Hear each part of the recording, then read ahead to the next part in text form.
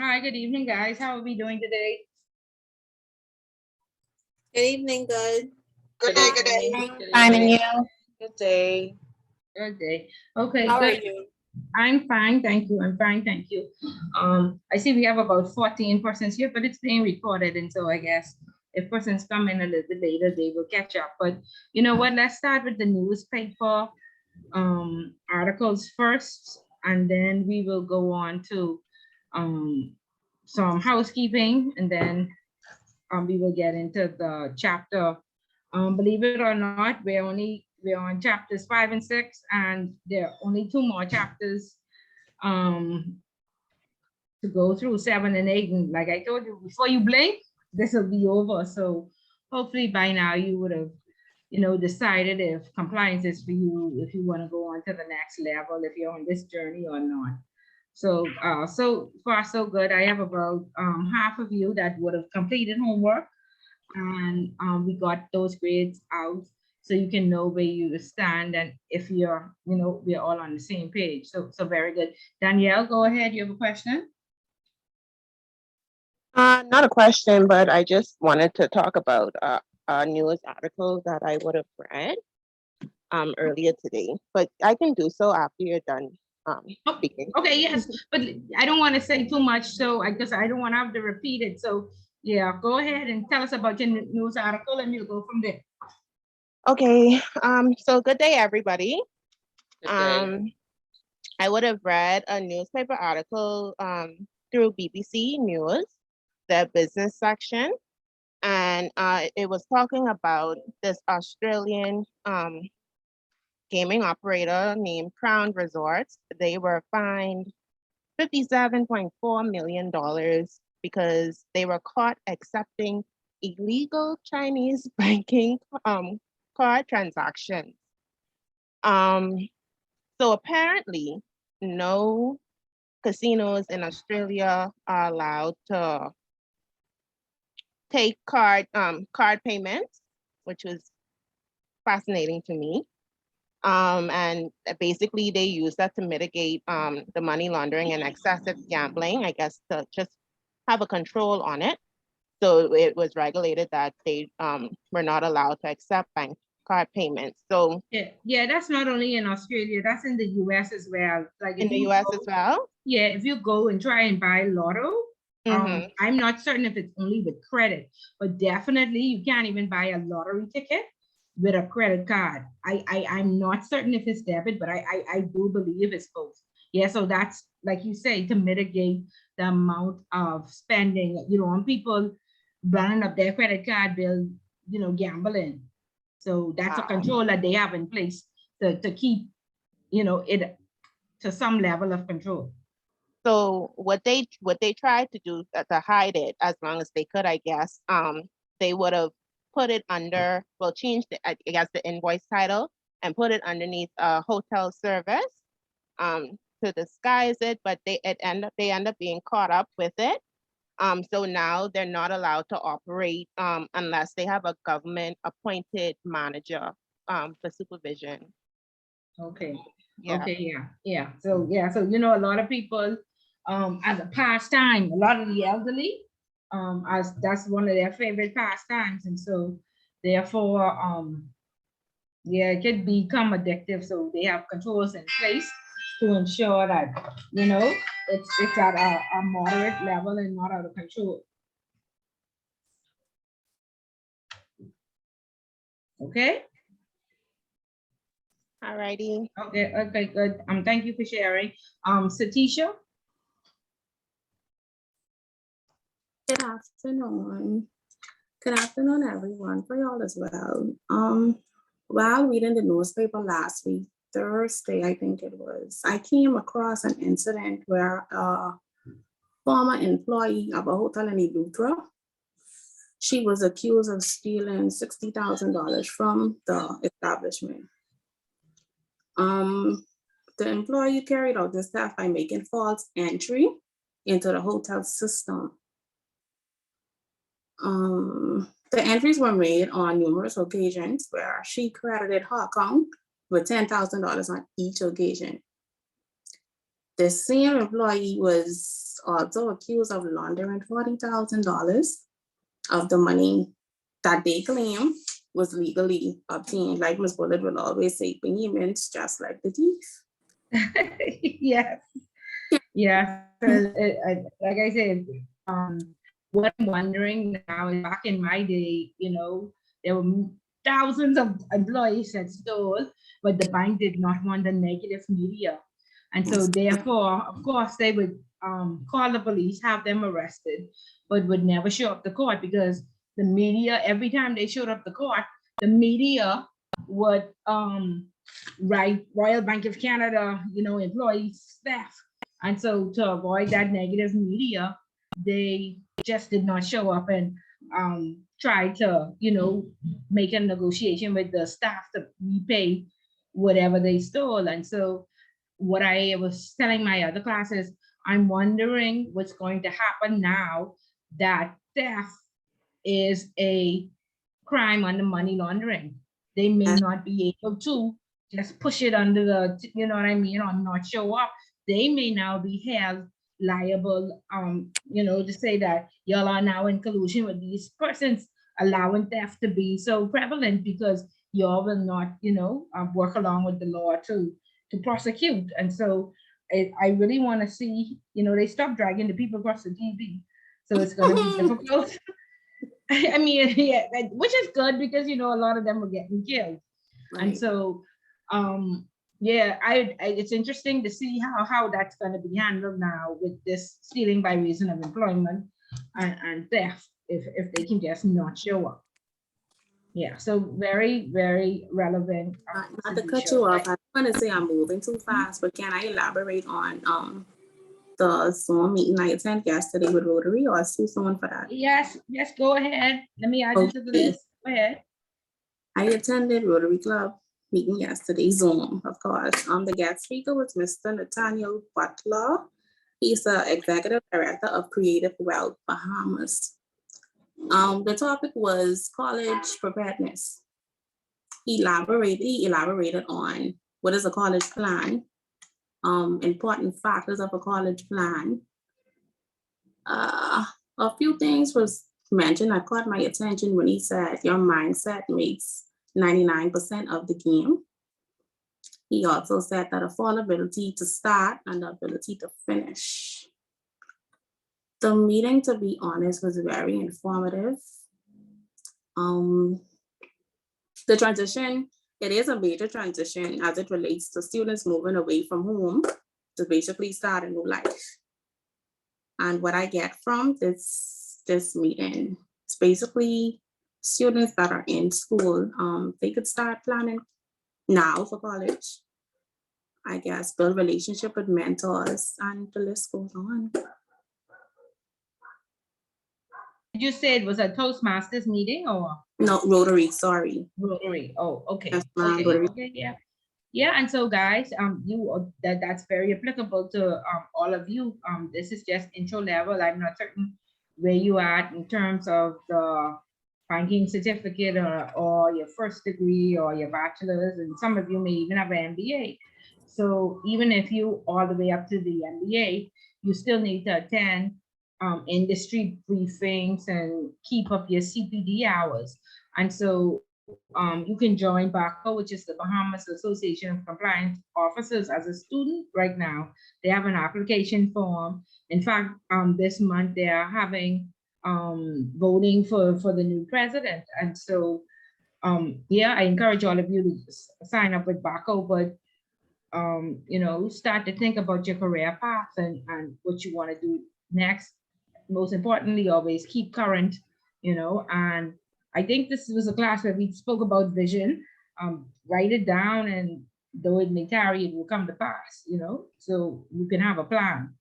Okay, so thank you so much, Satisha, for that. Q-Cal? Good evening. Hello. Good Can evening. you hear me? Can you hear me? Yes. Okay. Hi. Something that I guess obviously affects all of us.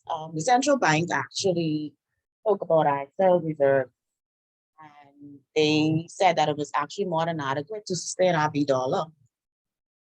Obviously depending on our tourism sector and our private sector for the most part. And, other things were definitely affected. It's now hurricane season, now COVID numbers are going up, the war, etc. So I guess we're hoping that they say it's enough for now, for the year. They can see that at least for a year, it's gonna be sustainable and keep us afloat. Okay, so that's good news, considering all the doom and gloom that we've had lately. So it's very good. Anybody else wants to add anything? Remember, this is supposed to be we read in the newspaper, so we can have an informative discussion. Anybody else saw that in the news? I want to add, yes, but I didn't see that specifically, but I want to piggyback off of it because based on the news for this week, it seems as if that they're saying that travel is increasing even more than it was before, like pre-pandemic levels have increased. Also, we have like a cruise line coming in Grand Bahama.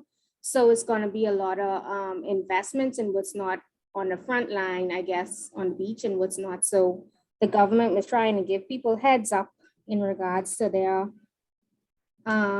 real estate in that area.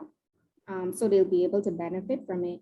And then tax was going up for luxury real estate, and taxes was going down for, I guess, the average person. I think it was going down on some grocery list items and what's not. So they are looking forward to more persons investing in real estate or being able to invest in real estate due to this or renovate. Okay, well, see, a lot of persons, the majority of the persons are already vaccinated. And then we saw that the war just stopped the pandemic completely. And now it come back. So, I mean, I don't know if people are taking it as serious, but we do have persons still dying from it. I think they reported that 2 persons died last week and 17 persons are in hospital. So we wanna, still be careful and cautious, but nobody wants to be locked down. No. Persons have enough money saved, the ones who are working, and it's a double holiday weekend and people want to travel. And so, yeah, you're going to see, and even the fares are high because of gas, but people still, they feel like we worked hard and so we deserve that break. And so we're going to travel, and then a lot of people say you only live once, right? A lot of people die. We have to be Putting wise Still be more too. responsible though. Don't Yeah. let your guard down too soon. Yeah, don't let Don't your forget guard it's down. June 1st too, is hurricane season begins. Yeah. Yes. And I Yes, said that that rain to today say, was dangerous. well, even worse, yes. When it was Monday, the hard rain was Monday. Yes. But we have a hurricane Agatha out there. Yes, So, yes. so it's So it's promising this anticipating weekend. more rain this weekend. Yeah, more rain on Wow. Saturday and Sunday. So, yeah, with your plans, take your raincoat. And like everybody said, be careful out there. And important thing is not to get wet, stay wet, and get sick. So, good, ladies, very, very good. Bria. Good afternoon, everyone. Good afternoon. Afternoon. Hope everyone is okay. So, I also attended the Bahamas Rotary Club of Nassau's meeting yesterday on the topic on college preparedness, and I'm so happy that we got different notes from it, so it doesn't sound like I saying the same thing. So, the speaker was Mrs. Nathaniel Butler. She already said the executive director of Creative Wealth Bahamas.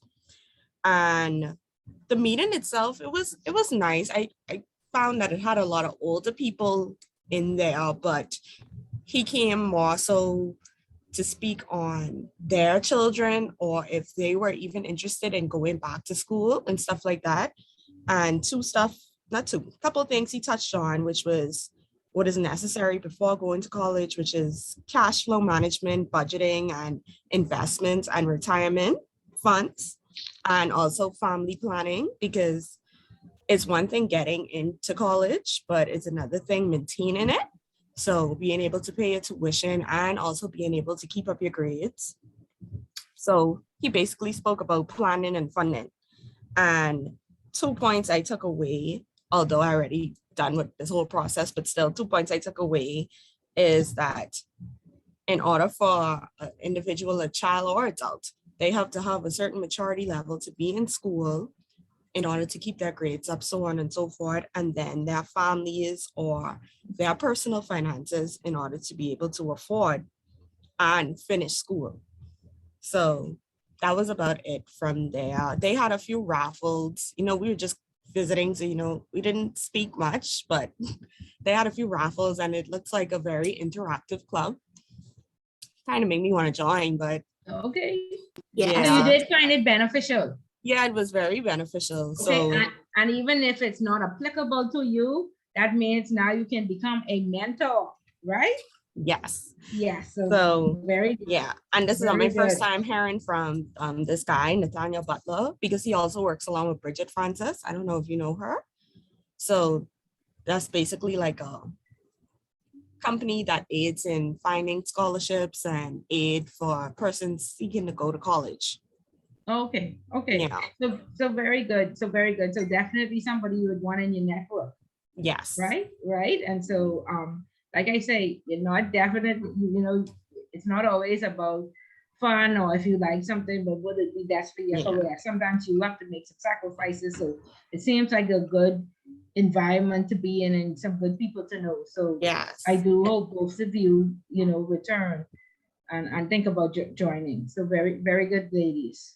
It was very interactive and it was very on time. It was literally, well, it was midday, so it was from 1 to 2, and they were on time and they were in person as well. So okay, it so was very good, very yeah, good, very good. It was a hybrid type thing.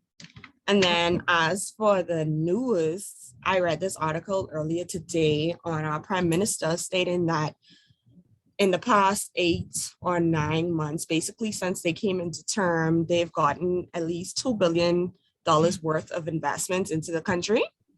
And they're like actively working on concessions for these investments because these investments are supposed to bring opportunities and revenue into the country. So for example, one of them is the Disney project. I don't know if you heard that in Eleuthera. I think that was way before them. Yeah, I want somebody to fact check that, please. It was before them. but construction and stuff like really got into the groove between last year and this year. No. So did you bring in an investment? It couldn't have already been signed, sealed, and established, whether it started or not. That was already signed, sealed, and delivered. So I don't agree with them taking the credit for that. Definitely I'm not saying that they did take the credit for it, but I am saying that did bring in jobs and opportunities. Yeah, but they said in the first how many days? But they said in the last 9 months, this is what they've done. No, they have not done that. You're right, Ms. Button. Right, give you that. They have not. But they have not done that. And the one that they brought into Cat Island was suspect that they didn't do proper due diligence on that one. Yeah. So now that you say due diligence, I also read that they are trying to like tighten the compliance unit for this whole investment situation. So the whole Bahamas Investment Authority, which I agree with, because you're bringing in these investments and opportunities into the country, but you could also be bringing in criminals. Correct. And we could easily end up blacklisted. Right, correct. So definitely we have to do proper due diligence on these investments. So fact check those numbers and fact check to see if they really did that in the last 9 months. Right? Yeah. So yeah, okay. And then okay, I done. Because quite a number of persons I see, and then this is very good that all of you are aware that there is one class left to get your points. So I'm very happy that all of you are making sure that you get your points in. So good job. Yes. Okay. Shanika, go ahead. Hi, good night, everyone. Good night. I came across an interesting article in the Guardian today. It touched on Deutsche Bank in Germany. The authorities in Germany basically launched a probe into one of the subsidiaries of Deutsche Bank because they're accused of greenwashing claims. Now, recently I know we've been hearing a lot of talk about climate change and moving toward climate change. And unlike myself, I mean, like myself, a lot of us probably aren't really familiar with what climate change is, like the intricate details of climate change. And I kind of had a question for you with it too. Because they said they launched their probes based on allegations of investment fraud, where it was alleged that the firm was basically greenwashing in a sense of claiming that they were reducing greenhouse gas emissions while they were actually increasing it. But it is something that they're looking into. They haven't like launched any, I mean, stated any final decision yet or what is happening. They just made mention of it in the paper, and I just thought it was interesting. But my question is, if you are aware of any, what compliance exists in place, like for this whole climate change procedure? Okay, in terms from the compliance aspect, okay, let me see if this will, my example is, you know how Solomon's Fresh Market is say that everything is organic, and so they charge a high price. Mm-hmm. So who verifies that it's indeed organic, right? And so there's this ISOP standardization that confirms that will actually come in and do an inspection on Solomon's to make sure that their products are indeed organic, and so they can charge those high prices. And it's the same concept that many companies are now taking on, and it's called either their green footprint or their carbon footprint. And on the most of their oh Lord, what, you know, their income statements, or what is it? Why I can't think of the word. What is it that they The financial statement? yeah, their financial statements that they post each year. There's a section called goodwill. And let's just think about Coca-Cola. Coca-Cola should have a very high goodwill because it's a strong brand. They don't have a lot of litigation and stuff like that. And so this green carbon footprint falls, you know, in this goodwill category. And so it's this new thing that businesses, you know, in terms of the ratings of a business, if you have this carbon footprint and you say we are going green and we're using less paper and we, you know, controlling our emissions and stuff like that, it helps, you know, build goodwill for your business.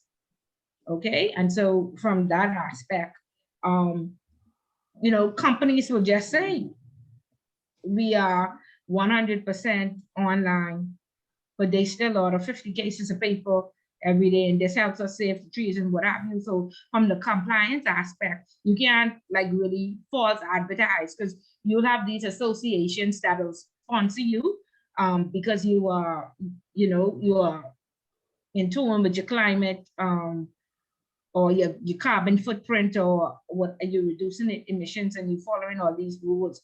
And so from those sponsorships, or even if that's how you are promoting your business, somebody has to verify that it's true, right? And so from the compliance aspect, you can't just go there and say we are 100% electronic, non-paper based, and what it has to be the truth.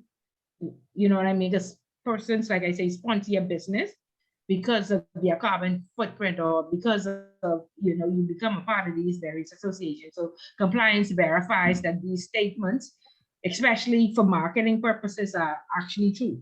And for in your financials, your goodwill is actually verified and true. Okay. Okay. Thank Is that clear? that. Yes, it is. Yeah. Yeah. So you will see like it's very popular now in the offshore world, and I'm certain, you know, the larger Fortune 500 companies like the Royal Bank and the CIBCs and Scotia will be you know, they will start to talk about it because all these things trickle down from Canada. And it's heavy in the US and heavy in Canada. And so it's just becoming popular here. You'll see someone here, your company talk about our carbon footprint if they're not already talking about it. Okay? Thank you. Oh, okay, great. Carrie? Hi, good afternoon, everyone. So I have a little pet peeve that I've been reading in the newspaper for some time now with the taxes over that is owed to the government over the last 2 years. I've been following that because the with the VAT, property tax, business license, and all those outstanding taxes. And one of my concerns was that I read was that almost 54% of or 68% of the amount owing is from commercial properties or business owners, and well, a mixture of businesses and commercial properties. The rest of it, but one of the things that was concerning to me is over the last 3 or 4 months, I've been noticing persons coming into my place of work. They're bringing in their taxes, and they have increased by about 50 or 60% from 2020, from 2019, 2020. So the new taxes that the government is now assessing for residential properties has increased on almost every property. So I have a question for you, Ms. Willett. I don't know if you're able to answer that. The question is, I wanted to know, because I was going to call to find out who audits the real property tax or the Inland Revenue Unit. How are they managed or maintained? Because if they are owing taxes for 2 years and mainly the majority is from commercial properties, how are these companies getting by every year, not maintaining or keeping up with their taxes? Okay, first, Carrie, I know some information and a lot of it is from the streets, okay? So you'd have to go and fact check what Ms. Bullitt says. What I know is it's not 2 years, it's 2 decades. No government has collected real property tax, okay? No government. In fact, when Perry Christie was the prime minister, I don't know if you all remember this story. His friend house, I think, was getting repossessed, and he had over $300,000. That guy used to be the CEO of KPMG, which was one of the largest accounting firms in the world. And if he was the CEO, he had to be making at least $200,000 to $300,000 a year. Okay, and that's who they were asking for his real property tax to be waived. Okay, no government has, that's almost like a give back to the people. And so it's there on the books and it's never enforced and it's never collected. And so because it's been, our country borrows so much. And like you said, there's millions of dollars in taxes, real property tax that has not been collected. They put these, what should I say, staggered type of approaches in place to say, okay, we can give you 50%. We're trying to collect it, but nothing is enforced. Okay. And so now it has increased because I think they have contracted the real estate association because their valuations, like they didn't even have appraisers on site to properly appraise. So one time I got an appraisal, and your tax is supposed to be based on the value of your house. Right. When they had valued that, it was completely, completely. They did their own valuation. Yeah, like somebody just called off a number. Right. They just called off a number. And so therefore I wasn't arguing with them because that number was significantly lower than you know what I mean? And then what the value of my house was. So I said, okay, fine, I'll go with that, you know? And so this lady who was the real estate association president has been advocating that that is so wrong and how dare they do that, and they are to contract them. And I think they contracted them after she made so much noise about it, and now they have proper appraisers appraising it at the true value, and now that's why you see the increase. However, I'm thinking it's just a lot of flack. And but that's Bullard, again I don't. backward for the people. They don't do it because they could definitely just not issue your license and tell you your property tax is paid. And I think they're going through the banks and telling the banks with you can. They're mandating the banks now to hold off on persons' documents until those taxes are right, paid current. right, Yeah. are paid, yeah. But so that's a payoff. Like, who paying off their loan right now? Nobody. You know what I mean? So that's still We have quite a effective. bit of, Ms. Bullard, we have quite a bit of persons who are retiring now, and are No, trying but to I mean, get, at the community at large, let's say yeah, okay. 200,000 persons, so what, 5% of that retiring? I mean, is that truly effective? Oh, Yeah. excuse me, they putting it onto your loan also. So it isn't necessarily that they're gonna wait on you to pay it off. They are applying these charges to your loan as an add-on charge. Okay, but that'll be effective. Yeah, But so let's it'll see, be, when you think you're paying off your loan in 20 years, you're gonna look at your loan and it's gonna be an extra 5 or 10 years. But the thing is, coming from the legal side, is that legal or No, that unlawful? is not, it's not. Okay, So- yeah, so Well, they're let's see if doing it it. really happens. Yeah, let's see if it really happens, because again, that is just to satisfy the international regulators. They have never really enforced any type of collection. They only talk No. about it. They only appear to collect. They don't ever Right, collect. even with the second home owners, there are those who know that they are supposed to be paying 10% for whenever they rent out their homes, 10% per day. And monies I know for a fact that monies were sent to the public treasury from second home owners, and the checks were returned because the public treasury was saying, what is this money for? Right. They And don't collect it.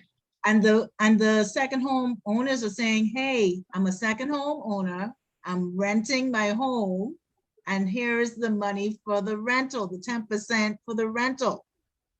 And without fail, that check or the monies are returned to those owners. Because if they So- collect that, that'll open up a can of worms. So to me, I've always seen it as a give back for the people, especially on the campaign trail. That's when they say, oh, we'll do this, we'll reduce this, and we'll do that. And they just don't ever collect it. So I'd be very surprised if, internationally, they have to satisfy that they are collecting. And so they're going to say they're going to do A, B, or C. Let's see if it really happens.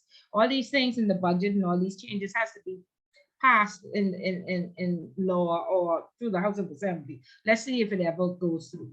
I hope it doesn't happen, because if it does, that means they're gonna put a lien on a lot of these people. Yeah, the whole Bahamas. The whole Bahamas is gonna have a Bahamas lien is on their property. Well, Ms. Bullard, the reason too, I'm asking, because there's a credit, they're talking about credit bureau coming into Yeah, and- effect Yes, soon, But which means That's that, supposed to be in effect already. It's already Right, here. but it would- Yes, it's all the already here, time. but it's not in effect. Oh, yes, it Okay. is. Oh, it is? Yes. Yeah. Not worrying about real property tax. They say they BC and Cape Bahamas, most people lighting water and stuff, so they don't even need it. All us finish just for the utilities. On the triple offset. Yeah, there you go. So go bring it. If everybody's delinquent in some aspect, then what? What do you do? So bring it on. Bring That on. you can do. Right. Right. The real property tax is the least of everybody's worry. I'm sorry, that's just the way it is. But That you is have to listen to all the noise in the market because they have to talk about it. Yes, Yeah. that is so true. Ms. Bullard, this is Tanisha Cambridge. Okay. I just wanted to add to, this is a totally new, I read most of the articles that were mentioned earlier. And this is a whole different article that I read on Monday in the Nassau Guardian. And it's the Central Bank of the Bahamas warning that although the economic recovery continues, there is a counter-inflation measure in the United States which can slow down the momentum for the economy, which has been happening for the past several months.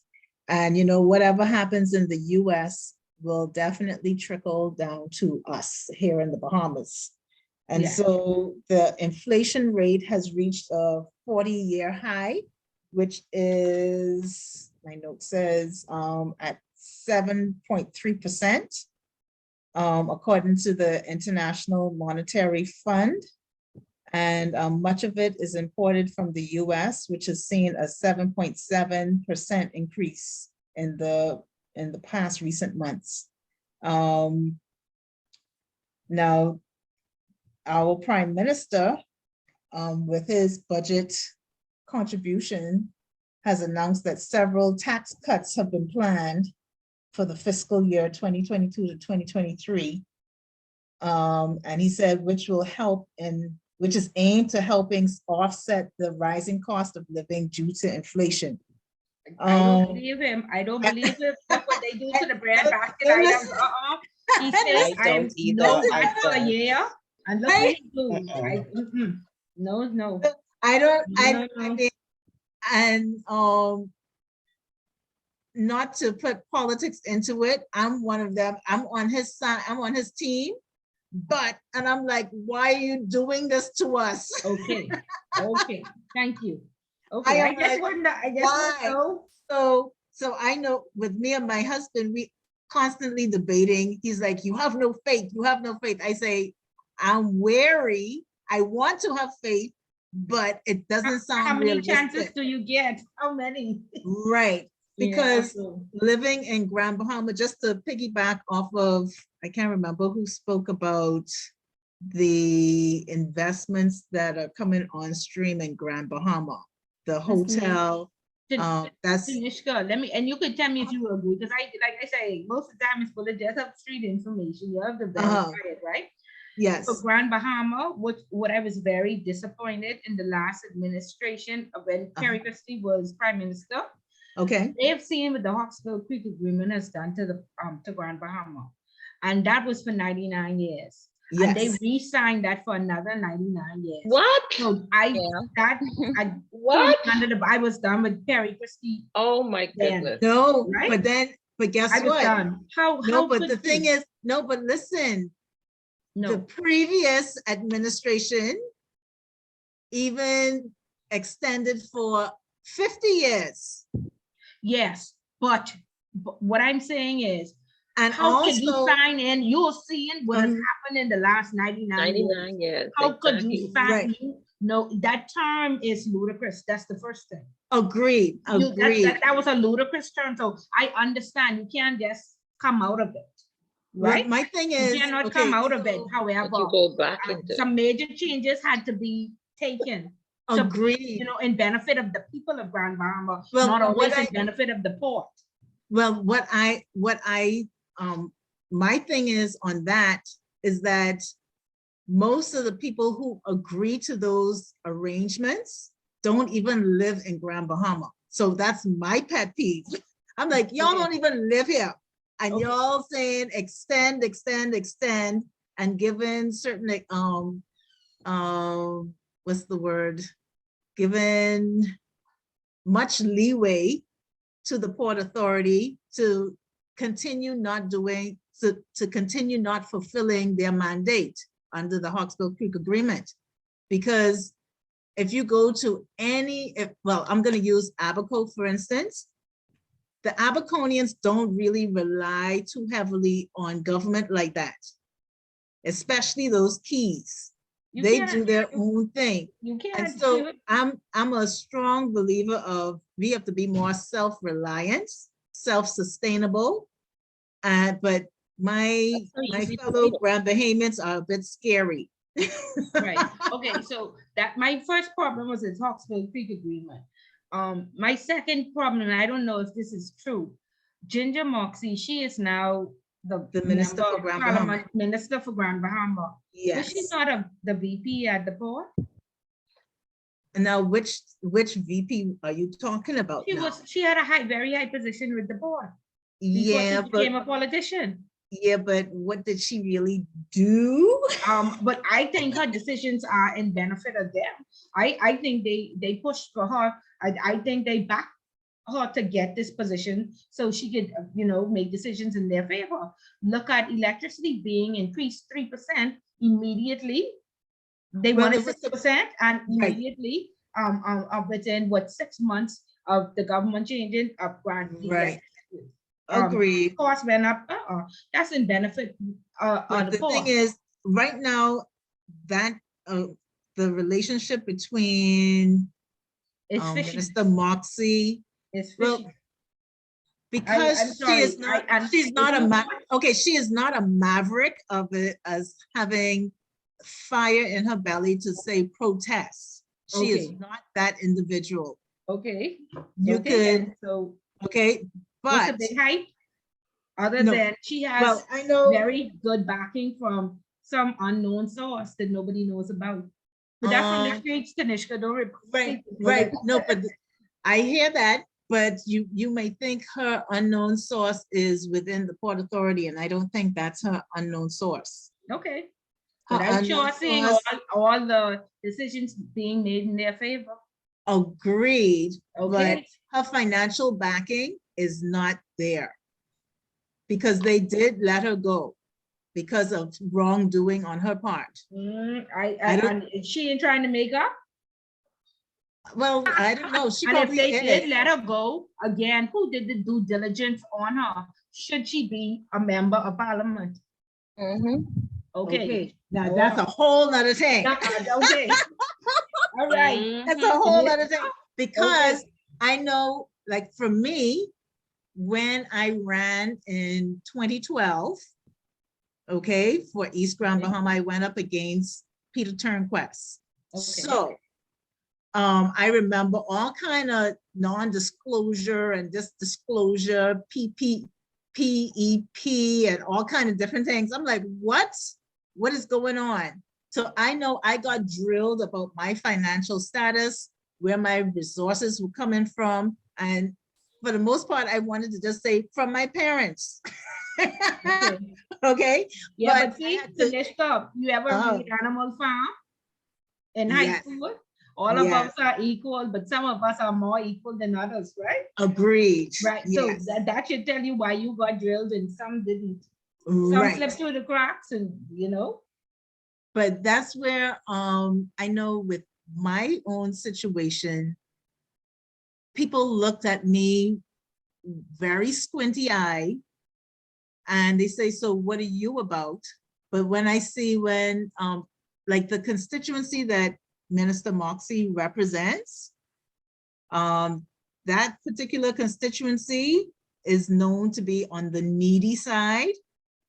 And compared to East Grand Bahama. East Grand Bahama, most of the people who live in that constituency are middle to upper class citizens in their income.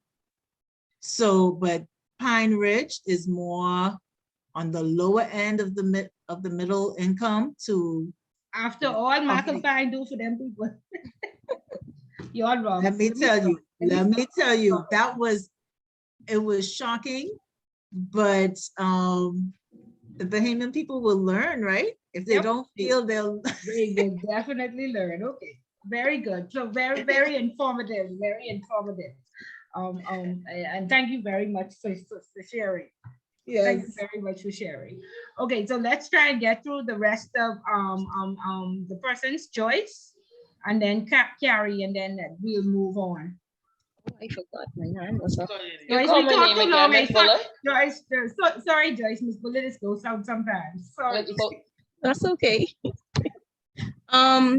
Actually, I just was gonna piggyback on someone had already mentioned I guess the thing that came out from the central bank. It was the monthly economic and financial development, Okay. and it was published for April.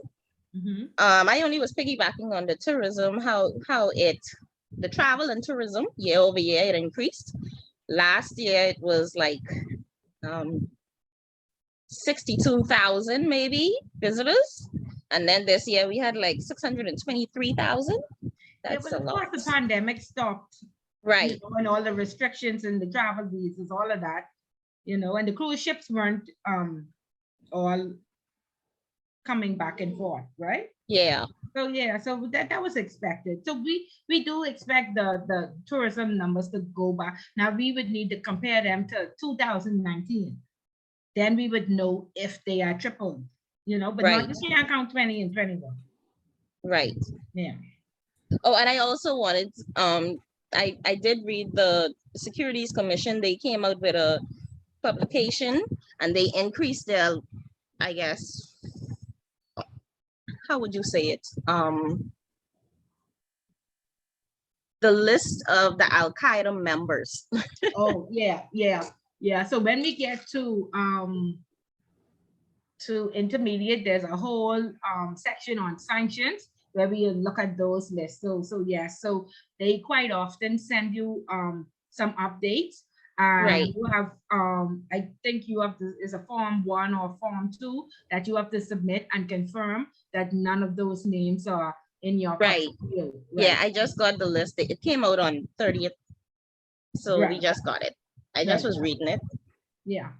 And Yeah. and familiarize to make sure that none of those names end up on your books. Right. Yeah. Yeah. Okay, good. Very good. And now I also Joyce, I see that the FIU has said when you confirm that to the Securities Commission, copy them. Did you see that notice? To copy. To copy the FIU. Oh, I didn't see that. Yeah. So are you in compliance? No. I mean, Okay, so kind of, but on the regulatory side. Okay, so who confirms to the Securities Commission? You do that? Not only some of my reports, Okay. not all, but Yeah, they are but for yearly those, reports. for the But the sanctions- compliance do the monthly and weeklies. Yeah, so whoever is doing it for the sanctions part would know that, yeah, the FIU, because Yeah. they have access to Case Connect, which is the FIU site. They now ask you to copy them when you confirm that those persons are not in your system. Oh, okay. Yeah. Yeah, I didn't know it either. So when you sign in the Case Connect, the MLRO should have access to it. All these notices are there where they tell you. But I actually spoke to somebody who said, Ms. Bullock, you're not copying us. I said, copying you on what? And then they said, the sanctions this. So I don't think a lot of people know. I say, y'all probably need to send out they do. A notice. Yeah. Yeah. I didn't Okay, know that. good. Very good. Carrie? Yes, ma'am. Your hand is raised. You want to share? Oh, or- let me lower my, I'm sorry. Oh, we talked so long, you would have nothing to Yes, say. no, yes, let me lower that. Thank you. Okay, good guys. I'm really enthused and y'all are on the ball. Definitely not missing your points and making sure that you have good dialogue with Miss Bullard. And so it's good that you're keeping abreast of what's happening in your country. Hi, Chelsea. How want you to doing? share? I'm Yes, good. Yourself? please. I'm Yes, go okay. ahead. Yeah, I just want to briefly talk about the Buffalo shooter, Okay. who was recently charged today with domestic terrorism. I don't know if you guys heard about that recently, swarming in the American news. Yeah.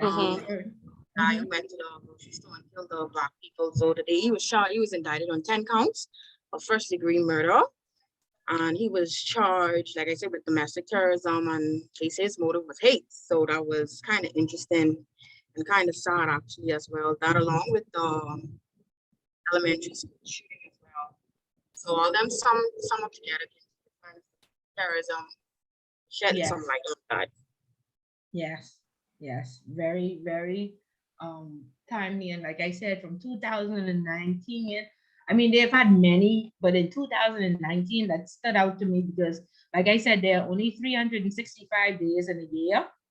And they had more than they were reporting the 366 domestic shooting that year. And I said, wow, that was outrageous. So I said, we need to pray for our Bahama land because domestic terrorism comes through the gangs. And, you know, we see a young man die every day. And so when we saw those 3 cases, and, you know, God forbid we have any more, but again, what you see happen in America happens here too. So I hope that the police are vigilant and they have the awareness and they're not just thinking Al Qaeda or, you know, September 11 type of Middle East terrorists, but right here, homegrown, you know, that wants to, you know, attack an entire group. Okay, so awareness and be mindful of it. Okay, guys, so very good, very provocative. You have your water cooler conversations down back, and so good. Thank you all very much for sharing. Okay, so we're gonna move on to the book. Again, this is chapters 5 and 6. We only have 7 and 8, and by now you should be making a decision as to whether you want to move on to the next step, if compliance is for you, or this is it, and I'm going to, you know, go in another direction. So we're gonna have. So Ms. Bullard, I have a question. I'm sorry I didn't raise my hand. Go ahead. Because you had mentioned about the next step or next level. What is the next level for this course? Okay, it's the intermediate level and it's 10 weeks. So both of these levels are required for the ICA certification?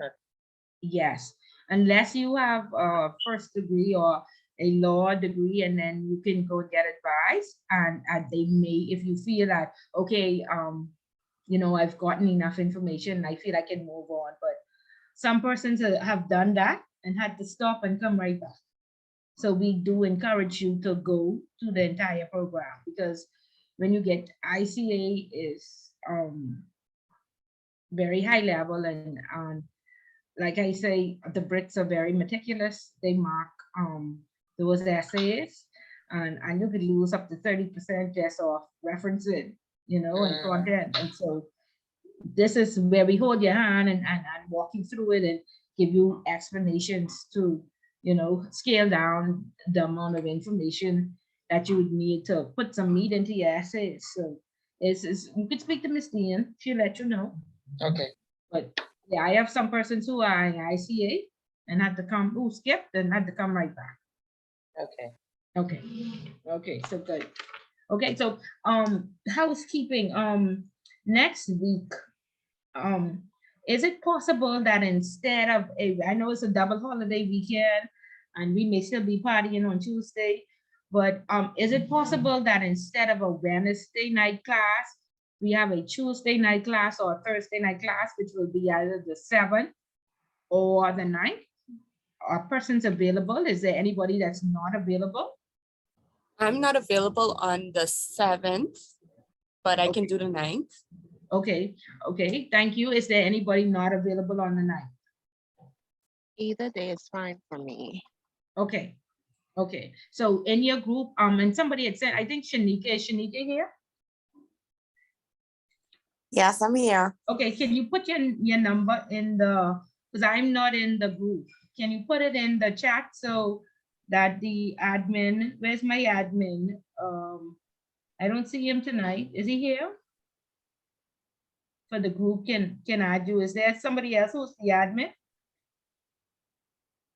That's great. Yes, I can add her. Okay, Okay, great. thank Thank you you. so much. So yeah, Shanika, put your number there, or and anybody else who wants to be added. And Priya, can you also say that there will be no class on Wednesday? The class will be on Thursday from 6 to 9, please.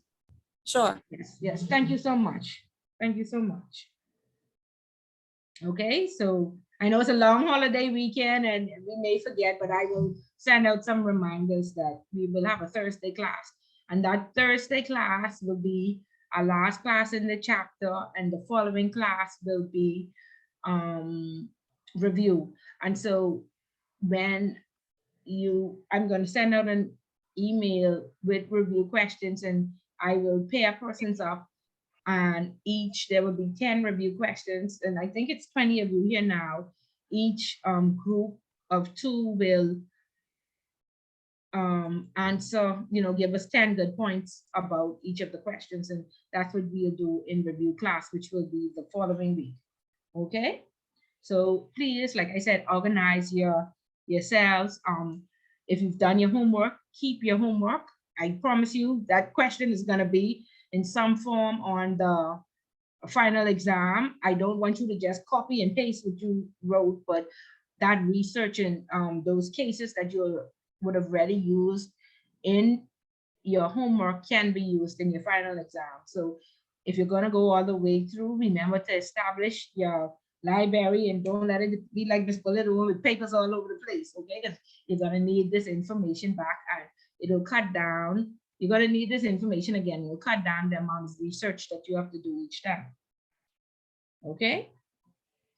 So good. Any questions or concerns? The rest of you, I think there are 2 homeworks left. And please try to get your homework in. You have a long holiday weekend. Please party, enjoy yourself, and have fun, and then spend half of one of those days and get some studying in, and please do your homework so you can sit comfortably in the exam with 30 points. It really makes a difference. Okay, because I've had persons not do well because of nerves, because they were so worried. Okay, and so I just want to check so far for the extra 5%. The civic organization, I have Shanda, Indira, Demetri, no, wrong list. This is the wrong list. No, I just have Satisha and Bria now. These other persons are in my other class, sorry. So Satisha and Bria would now have their 5%. Is that correct? Is there anybody else? Sorry, I missed that. Sorry? I missed that. You said for the extra 5% who would have attended the civic organization. Yes, Satisha and Bria. Rotary meeting. No, I attended Toastmasters.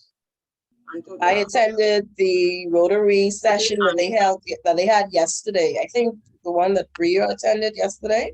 Okay, but you have to tell us. You have to share it with us. Oh, so I'm you sorry. Get your points. I was listening to the others as they speak.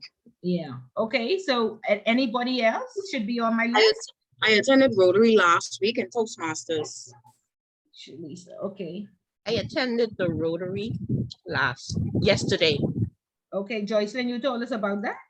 No. How you all want y'all making bullet quiz now? How you all get well, I heard you been? I heard them after we speak heard about everybody it. spoke, so Yeah, I mean, I didn't want to regurgitate the same thing. So all of you would have gone. That would have been the same thing that happened last week. Okay, yes. I think somebody shared it in the group. Yes, somebody shared it in the group. I think yesterday or the day before, and I just so happens just to just make my time available to attend it. And like the lady said, it started at 1 to 2, and the discussion was basically about college. About college. Okay. And Mr. Nathaniel Butler, I think he was the chairperson, and he spoke highly well about how to be able to enter into college and the savings. I mean, yeah, about savings and so forth. He was speaking about. Okay, so I've added your names to the list, but you have to let me know to add your name so you can get your 5%. Okay. Well, I know. Well, when class start, Miss Bullet, everybody just want to speak, so I just give everybody a chance. Okay, all right. Thank you, but make sure you get your chance in the, and that's what the first 30-40 minutes is about, the newspaper and the civic organization, to make sure everybody gets their points. Okay. Yes, ma'am. Yes, ma'am. Okay, good, very good.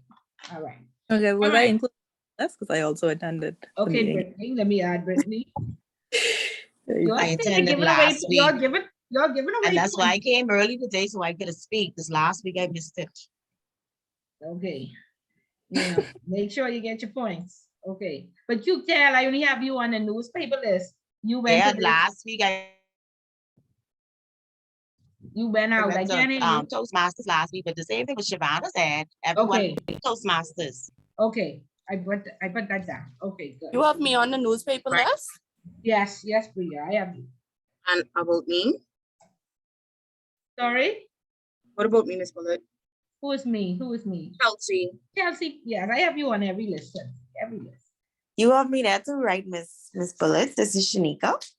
Shanika is on the newspaper list, yes. Okay. Yeah. So what am I down for so far, Miss Bullock?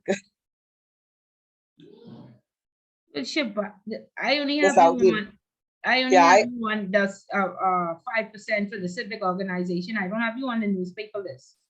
No, I haven't. I wouldn't say I haven't read any of the newspapers, but I was, browsing through the newspaper last week and so forth this week, where I was seeing some of the articles. But I heard some of the people in the chat spoke about it. Like for instance, when they were talking about, I think VQ talk about the central bank and all of the rates being increased. I think Ms. Carey mentioned something earlier.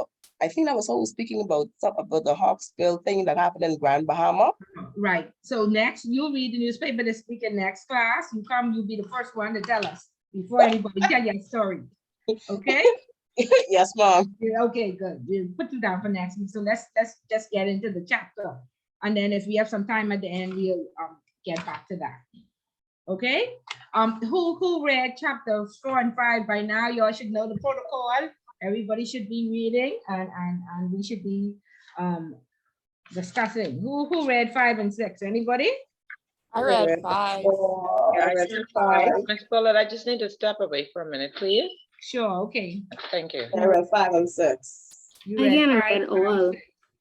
Okay, very Five good. is the So third. do you have any questions coming out of 5 and 6? No, but I just want you to elaborate some more. Okay. Like the chapters are pretty like short. Straightforward. Sure, right, yeah, one Yeah. page, so you should have no problem reading. Okay, they're 1 pages, but they have like heavy information. Okay. Yes, I noticed. Yeah. So back in 2018 when all the laws changed, prior to that, we used to have a rules-based approach, which used to be like a check the box situation. They gave you a survey. Do you open accounts? Yes. What type of customers do you have? Like it was just more of yes or no, and it was like a one size fits all approach.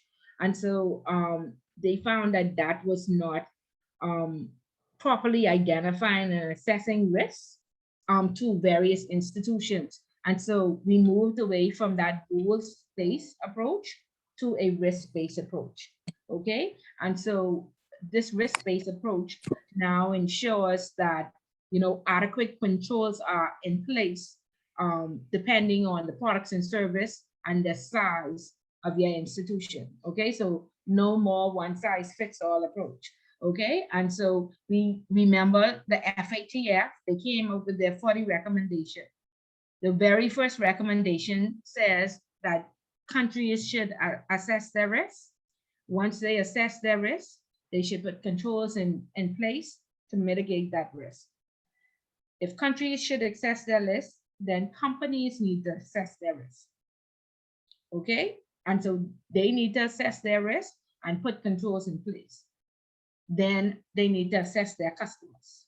Okay, so when we talk about risk framework and a risk-based approach, it's threefold: the risk appetite, the risk assessment, and then the risk rating. Okay, and so the risk-based approach is described, say, as risk identification and assessment, risk management and mitigation, documentation of risks, establishing systems and controls, policies and procedures and strategies. So let's look at risk appetite. Risk appetite is a document where you say, or your company decides, or your country decides, we are not going to offer bearer shares. We are not going to offer correspondent banking. We are not going to offer trust because all of those are high risk. We're not going to deal with Russia. And then once your country decides, then your company decides. Do we have an appetite for PEPs? Or there's always negative media. We don't want to do any business with PEPs. We don't want to do any business with Iran or Russia or any sanctioned countries. So that's the risk appetite. It's basically the same thing like with food. Do I want pizza today or do I want KFC? Okay, do I have an appetite for KFC? Do I have an appetite for pizza? Same premise. Okay, then is the risk assessment. You want to document your operational risk, your regulatory risk, your reputational risk. You want to put all of them in a document and list the controls that you have in place to protect your institution against reputational risk, against criminal risk, against regulatory risk. Okay? Let me try and give you a visual. I will pull up a visual just so you would see. Okay? And that is the risk assessment. And then you would categorize it by department. This is the risk associated with finance. These are the controls I'm going to put in place. This is the risk associated with HR. These are the controls I'm going to put in place. For HR, when we onboard a new employee, we do a background check. We'll interview them first. We'll have about 2 interviews, and then we'll do a background check. That background check is the control to make sure that no money launderers or criminals come in, are hired by the institution. No hackers. We ask them for a police record. That's a control. Okay? And then there's risk rating. What is the probability of a risk event occurring with this customer? Ms. Bullitt is a law-abiding citizen. Today she's teaching the AML program, but it's a pandemic and she can't pay a mortgage. She could go out there and commit a crime. Okay? So we are going to risk rate Ms. Bullitt based on the information that she gives us as high, medium, or low. Okay? And that could change because a risk rating is only as good as the day it's done. The risk assessment is only as good as the day it's done. But of course, we're not going to continuously update and change every day because we'll never stop working, and we have 800 customers. So we risk rate this document to say our business is overall medium risk. And so we are going to update our assessments every 2 years.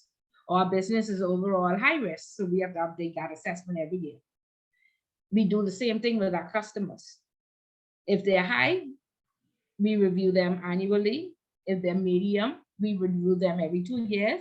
If they're low risk, we review them every 3 years. Okay, is this clear? Do we understand appetite? Do we understand assessment? Do we understand risk rating? Yes. Yeah. Okay. And so, of course, no company wants to be high risk because high risk requires enhanced due diligence. High risk, higher interest rates and higher fees. No country wants to be high risk because if your country is high risk, some countries and some banks, they say we don't do business with high risk countries. Okay. So each company, even if they deal with high risk products and services, in their appetite, they say, we have an appetite for Venezuela, which is a sanctioned country. However, it can only be 20% of our portfolio. Okay, we have an appetite for bearer shares, but that can only be 10% because if we get to 50%, then our company overall may be high risk because we have so many high risk products and services. So somebody actually manages that risk appetite to ensure that the type of accounts that are open fall in line with the appetite of the bank. We want to open this account for this PEP. However, we already have 30 PEPs on our books. One more will make us high risk. We are now medium risk. Do we want to pay the fees? Do we want to be subjected to audits every year? Do we want to be reviewed annually? No, we don't. So we can't open that next PEP account, or we will have to change our appetite. Okay. Is that clear? Yes, that's clear. That's clear. Okay. So let me just show you the Bahamas is considered medium high. And before our risk assessment has not been done since 2015, 2016. And so in our last mutual evaluation agreement, of course, we were deficient. Remember, I said that out of the 40 recommendations, we were deficient in 22. So the very first recommendation says countries should assess their risk and then put controls in place to mitigate that risk. And so one of the controls to mitigate risk so that we do not come out as high risk is that we created the sand dollar because we are considered too cash intensive. And so the sand dollar is not cryptocurrency, it's just a digital asset. And that's what the central bank is promoting. So this is why I say follow the Securities Commission. Make sure that you understand these digital assets and how they work. When your company brings it on as a product and service, you would have heard of it before. You know the reasoning behind it. You know the risk associated with it, and you should be able to say right away, yes, I've already done my research on this. We can offer the sand dollar. Go ahead, Tanishka. But I just want to just elaborate just quickly on the sand dollar, because we do use it now currently at work. Very good. So, yeah, so that's how we would purchase our lunch from our cafeteria, whereas we don't pay with actual money, just use our sand dollar wallet and we scan a code and it just deducts the money from our wallet. So it's very efficient, very fast. We don't have any issues so far. Okay. It's the central bank? Yes. Yeah. And so we definitely want it to be as widespread throughout the Bahamas as possible, because the Bahamas is seen as cash intensive, and that could cause us to become high risk. So if we look at the legend, can everybody see the screen? Yes. Yes. Yeah? Yes. Okay, this is the Basel AML index. The Basel Committee risk rates countries around the world. And so if they say you're high risk, then you're high risk, okay?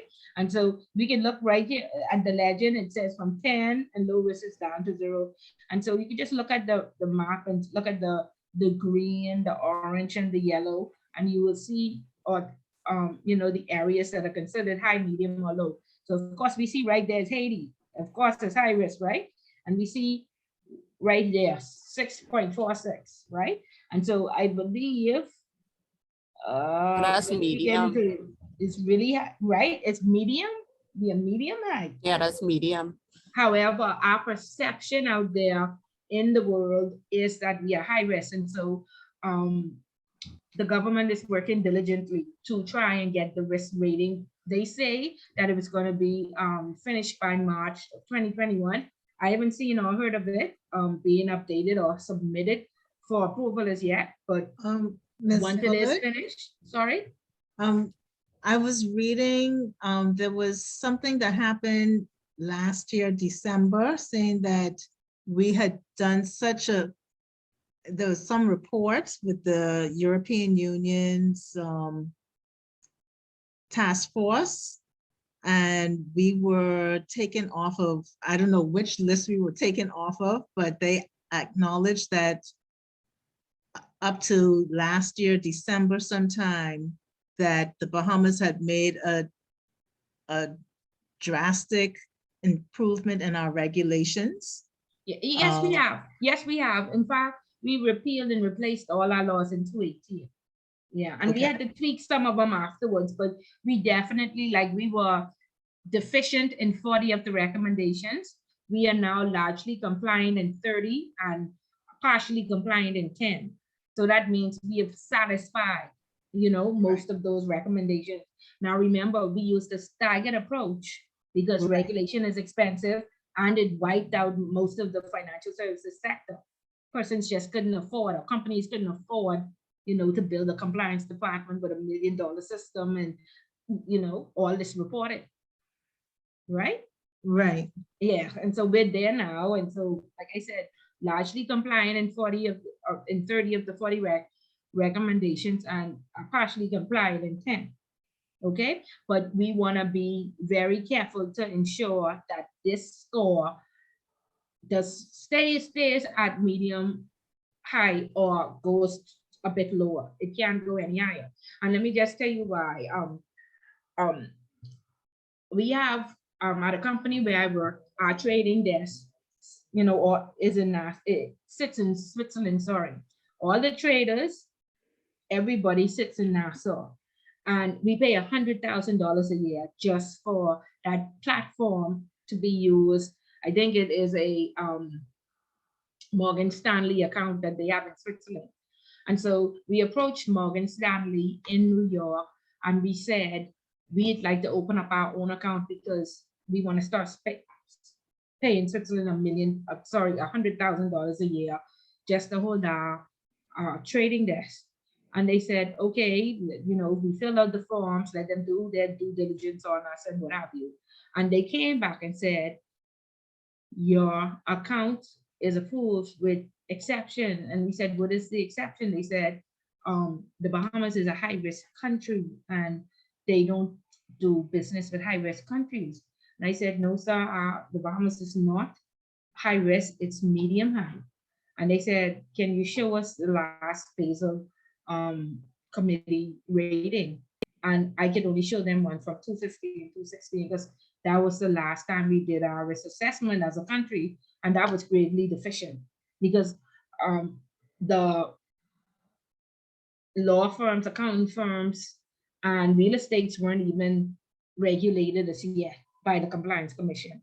So that had no information in there. This risk assessment for the country will be all the information from the Insurance Commission, from the Central Bank, from the Compliance Commission, from the Gaming Board, from the entire financial services sector. There's a portion that has to be filled out, confirming that we have all these laws in place, the reputational risk, the criminal risk, liability, the concentration, the credit risk, all of that has to be on this risk assessment sent on to the Basel Committee, then to risk rate as a country. Okay, and the methodology behind the rating, and this is a popular question when you get to intermediate, how do they rate you? And they tell you the quality of your AML CFT framework is 65%. Okay, this mutual evaluation report where I just said we were deficient in 22 recommendations, but now we're, compliant in 30. That's 35%, and they have different domains, corruption and bribery. Luckily, our bribery risk matrix is 81, and I think that's out of 100, with 100 being very good and 0 being low. Then there's a corruption perception index. Our corruption perception index is 65 or 66. We have had politicians being brought before the court. However, none of them are charged. And so, with none of them being charged, that could affect, if internationally those cases are watched, it could affect, our corruption perception, how corrupt, our country is. And so these are the categories by which we are,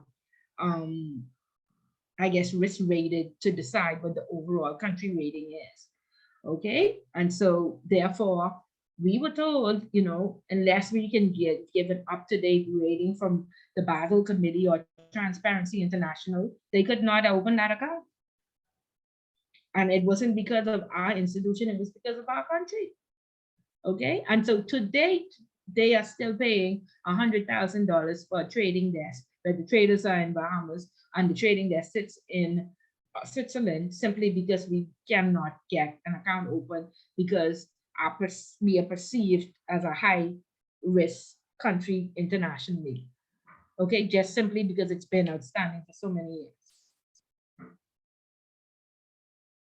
Okay, so the same thing, like I said, when you get to intermediate, you will see that there's a methodology too on how we risk rate our company is, on how the regulators risk rate our company is, and then how we risk rate our clients.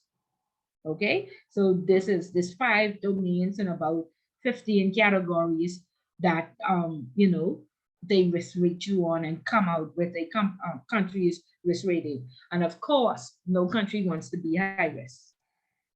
Okay, so it's very important that we complete that document and complete it properly. And this is why the governor has put um, controls in place to make sure that we're not cash intensive. He has also reduced the leverage on the security side, so that because a very high leverage when trading causes you to be high risk as well. It's one of the categories that could cause you to be high risk. And so he's decreased our leverage, but we are still competitive. Okay, and those are the controls that they have put in place to make sure the country is not overall high risk. Okay, so it says the benefits of a risk-based approach. The approach places responsibility on the institution, its board, and its management to be able to identify, assess, and mitigate and monitor money laundering and terrorist financing risks to their business. The overall benefit of the approach is being able to distinguish between the clients, the risks they pose. It's a cost-effective system. Concentration is focused on the greatest risk because, of course, you rate it high, medium, or low, and the high are checked annually, the medium are checked every 2 years, the low is checked every 3 years. Okay. Two, it has been mentioned in the process to identify risk in the business. You must assess the products and services. You must assess the delivery risks. You must assess the client risks, and then you must assess the geographical risks.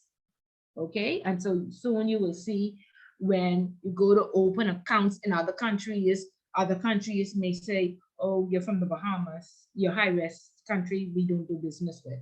And so you're unable to open an account. Let's just think about Russia. Innocent Russian citizens cannot open accounts because all across the world, Russia is sanctioned. Okay, so that's the net effect of not having proper controls in place.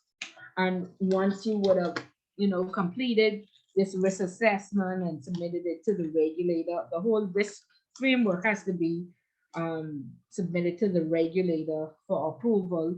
The institution then has created 3 lines of defense, where they say the first line of defense to protect the company against risk is management and entry-level staff. The second line of defense is compliance, and the third line of defense is audit. Okay, has anybody seen that established in their institutions? Yes. Yes, okay. And you know which line of defense you are? Yes. Yes, okay, good, very good. Any questions? And again, methodology is important because there's a lot of things in place. We need to know how it works, because at the end of the day, if they should indeed put the Bahamas as high risk, we are going to want them to explain exactly what was the rationale. And they are going to say, well, your mutual evaluation, your tax justice network, U.S. Department of State trafficking persons, somewhere on here says a transit country somewhere, and of course we know that we are considered a transit country, but I think, of course, that's only 5%, so we are okay with that, and so they are going to have to explain to us, and of course we're going to agitate and advocate to ensure that we are not high risk, because we don't want to suffer any loss of business due to being high risk. Okay, and any questions or concerns? Are we understanding risk? Yeah. Come No talk, questions from me. talk back to me, but do you understand? Yes. Lottie, Yes, ma'am, I know I you're not in the bank, No, I understand. but you understand. I Okay, don't and so understand, Ms. Bullock. you don't? No, I think that's because I just got back. I'm sorry. Oh, okay. Okay, but so you have to tell me what you don't understand, Gary. Okay, you were talking about, You muted.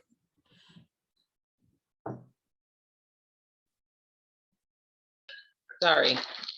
You were speaking about the high-risk countries. I saw you had a map on the screen, and you were talking about high risk and the domain and monitoring from the Basel methodology. Yeah. Okay, I was saying that there's a 3-tier approach. It's risk appetite. You understand risk appetite? Yes. And then there's risk assessment. Do you understand risk assessment? Yeah. And then there is risk rating. Do you understand risk rating? Yes, ma'am. Okay, and so each country has to have that in place, as well as each company. Okay, and once they decide what their appetite is going to be, they document their assessment where they put in controls in place to protect their institution. Right. And then they prove how they risk rate their clients, right, to make sure it's effective. That is verified by the regulator and then approved. Okay. And so based on how your company is risk rated, then if you're risk rated high, then you update it each year. Yeah, if you're right. risk rated medium or low, and so on. Annual review. Okay. Yeah. Yeah. Right. And so we move from that rules-based approach to the risk-based approach. And under the rules-based approach, when we did correspondent banking, it was a 28 questionnaire, 28 questions on a questionnaire that we had to fill out. When we moved to the risk-based approach, it changed from 1 questionnaire to 2 questionnaire with 200 questions each. What? 400 questions now that you have to answer if you want to offer correspondent banking services, which is sending wires for your clients. And of course, we know in the offshore world, nobody walks into the bank. We only do wires, right? And so the work is tripling offshore because of the risks that we are exposed to. And of course, normally commercial, it only does local accounts. Offshore, we deal with all sorts of jurisdictions, Russia, Venezuela, all sorts of crazy stuff, right? Right. Right. Okay, so just an overview, and the controls that you would put in place in this risk assessment is simple as we let the compliance officer approve high and medium accounts. We let the compliance committee approve high risk. Sorry, we let the compliance officer approve low and medium. Compliance committee approve high, the board approve PEPs. Or we have 2 persons to sign on each check, dual signatures. Okay? Okay. So they are controls that you put in place. We have a preparer and a verifier. 4 eyes. We have proper segregation of duties. You know, entry level and then supervisors. Always a preparer and a verifier. They are the controls that you put in place. We offer trust services. We have somebody on staff with a step qualification. Okay, they are controls that you put in place to protect the business. Okay. Okay. Yes, thank you. Okay, great. Good. Okay, so we'll move, if there are no more questions, we'll move on to chapter 6. Okay, and chapter 6 talks about customer due diligence. And if we look at the 40 recommendations from the FATF, customer due diligence from recommendation 10 to recommendation 25 all covers customer due diligence. So about 50 of the recommendations fall under customer due diligence. There are 5 statutory requirements. Statutory means it's required by law. The first requirement is identification. Then there's record keeping. Then there's training. Then there's reporting and monitoring. Okay, very popular question on the exams, the statutory requirements. Okay, so Ms. Ballard, you can repeat them, please. Sorry. Identification, Record keeping, monitoring, reporting of the MLRO, and training. So you know how before 218, we use compliance officers used to have to run you all down and say, please come to training, please come to training. Yeah, now it's required. We know that we will go home. Mandatory. It's mandatory, and each January, the FIU puts an ad in the papers and they say, any financial institution that has not trained their staff will be charged $10,000 per staff per day that the What? training is not carried out for the year prior. Sorry, Carrie, you're saying something? Oh, I thought I was muted. No, I was just Oh, amazed yeah. at the fine. Yeah, so yeah, that's what the FIU. So that's how serious they are about training, okay? But Ms. we'll Bullock, start, yes, go ahead. even if like, say you were onboarded with a company after the training, they still like have like a time frame where the person has to do the training Yeah, they get, before. right. And so that's what they ask for now. They are very thorough. Before, back in the day, they used to say, is everybody been training? I used to say, yes. Now they ask me for a copy of the staff list. They want everybody's signature. They want the training deck, and they want it. I didn't test. They said, Ms. Bullitt, did you test? I said, no. They said, you have 5 days to test them. Then I said, okay, I confirm that I tested. They say, send us the test. And the test results, I was yeah. like, really? Like they really, like I said, the regulators have hired analytics departments where they assign relationship managers to each institution. And these people are on the ball. No more taking your word for it. They check it, okay? And they making sure that you are training properly and with relevant current information. So be careful. Like I said, gone are the days when you just get a slap on the wrist, okay? And so identification, and of course, all of us either work at a financial institution or have an account somewhere. And a few years back, in fact, in 2000, we went into the bank to open an account, and we saw that we had to bring our passport, our national insurance, our proof of address to ensure for the bank to corroborate who we are and to check.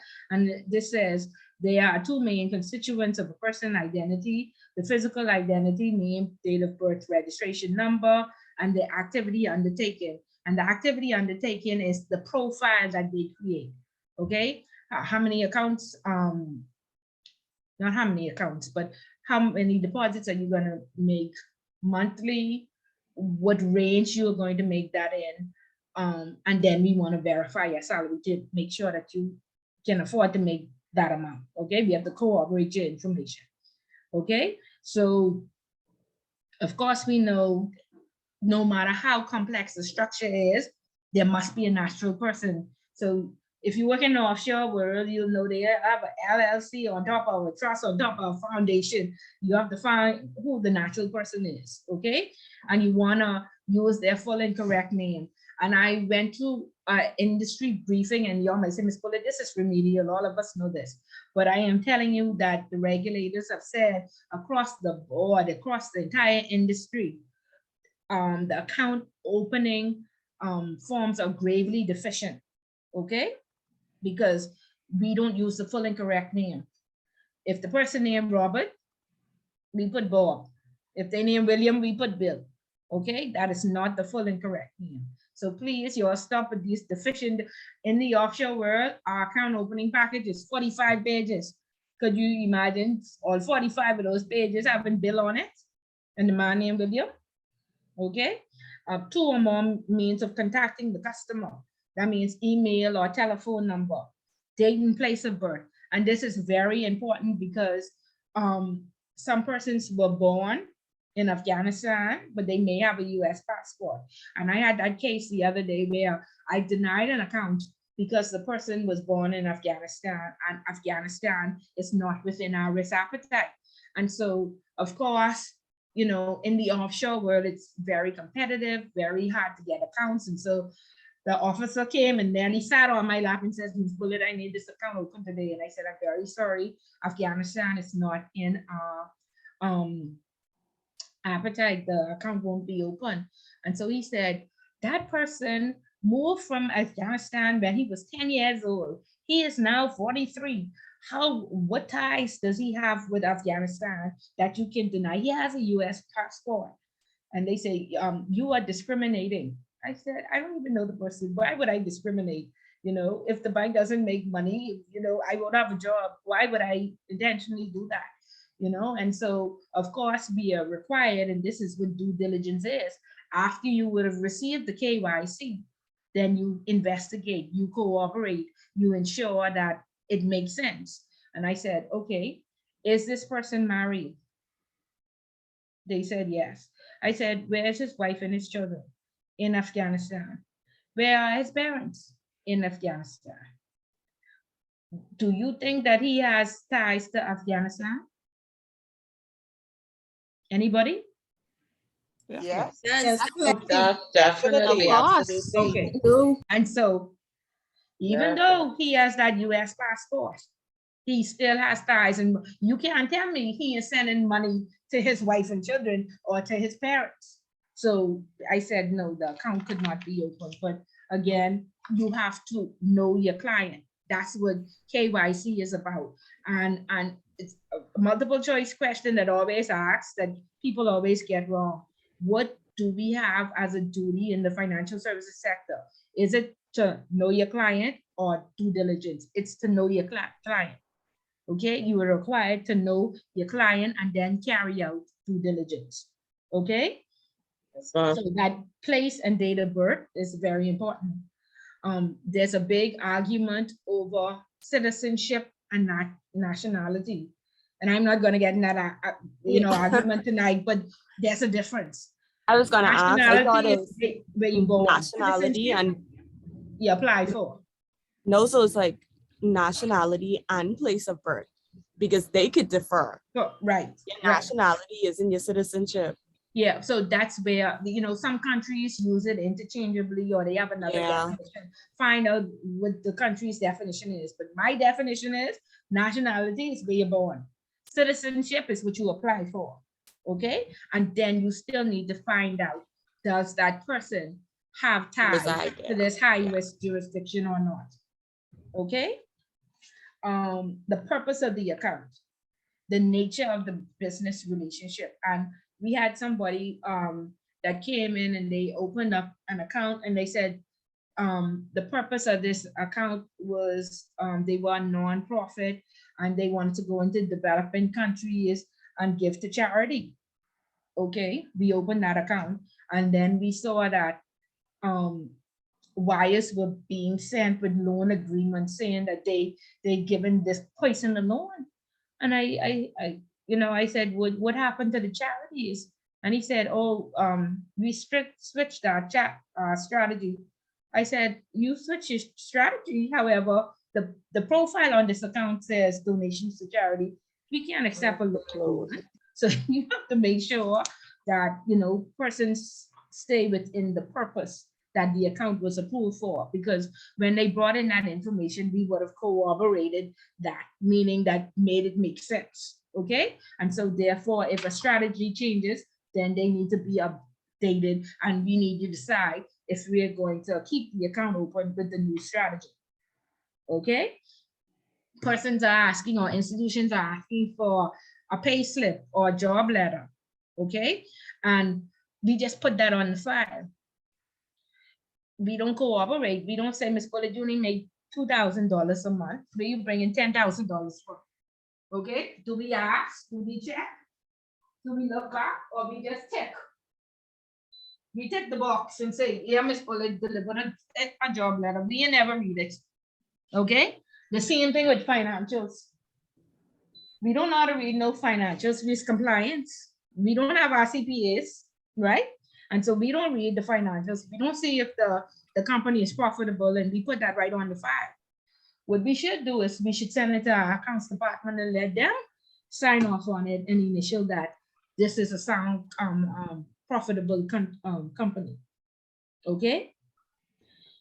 Estimated level of accountability, again, it has to make sense. If you only have $2,000 a month, how are you depositing $10,000 every 2 weeks? If you're a government employee, How you deposit in weekly and you only get paid monthly? Okay, what's the other source of income? Source of funds. Is this inheritance? Is this from your pay? Did you sell a piece of property? And signatures. Okay. All documents must be certified. And again, in the offshore world, this is a very big problem because we have customers from all around Latin America, Russia, Venezuela. The Venezuelan documents are in Spanish, the Russian documents in Russia. The law says everything must be kept in English, okay? When the regulators come in or auditors come in, they don't know how to speak Russian. They don't know how to speak Venezuelan, okay? So a lot of times we have Rodney Monka certify at the back piece of JP that this is a true and correct document, but it's in Spanish and we can't read it, okay? So make sure all this information is kept in English. If you have a corporate account, then of course you want your memo and arts, you want a board resolution authorizing the account to be open and authorizing who should sign. You want register of shareholders, officers, and directors. And again, all of these persons you want to world check and Google search to make sure that they don't have any, I see persons asking now for police records, or organizations asking, they've gone a step further and they're asking for police records. You want to get all the registered officers information as well, or the registered agents information, and you want to world check all of them to make sure that there's no shady business with any of those companies. Because right now I have a director who's out on bail for money laundering. Has nothing to do with the customer. However, he has to find a new registered agent or a new director for his account because this person is out on bail. Okay. And then you need the certificate of good standing. And believe it or not, we have many companies that have been struck off and we don't ask for that certificate each year.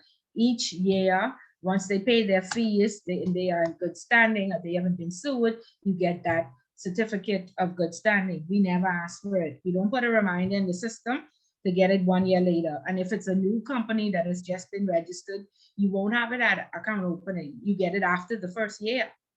No reminder. We never look back at the file. Okay. And so these are some of the deficiencies what the regulator was talking about. Okay. And then we have some general clauses on our account opening form. And, Carrie didn't sign 3 spaces. And Carrie live in Washington. And of course, we don't want to wire these documents back or FedEx these back to her to sign those spaces. So I've had officers come and sign on behalf of Carrie. And then later on, 5 years later, we take Carrie to court. Carrie has her copy and says, well, I didn't sign those spaces because I didn't agree to them. They still open the account. But here is our copy with Carrie's initial on it, right? And so what happens? We lose our case. We get charged for tampering, okay? And that's the whole point of getting originals and ensuring that the account documents are signed and understood by the customer. Because if we ever have to show up in court, we have evidence, but if we tamper with the document, we no longer have evidence. Okay. Ms. Bullard. Yes. There is legislation now which allows for electronic signatures. Yes. And how is that?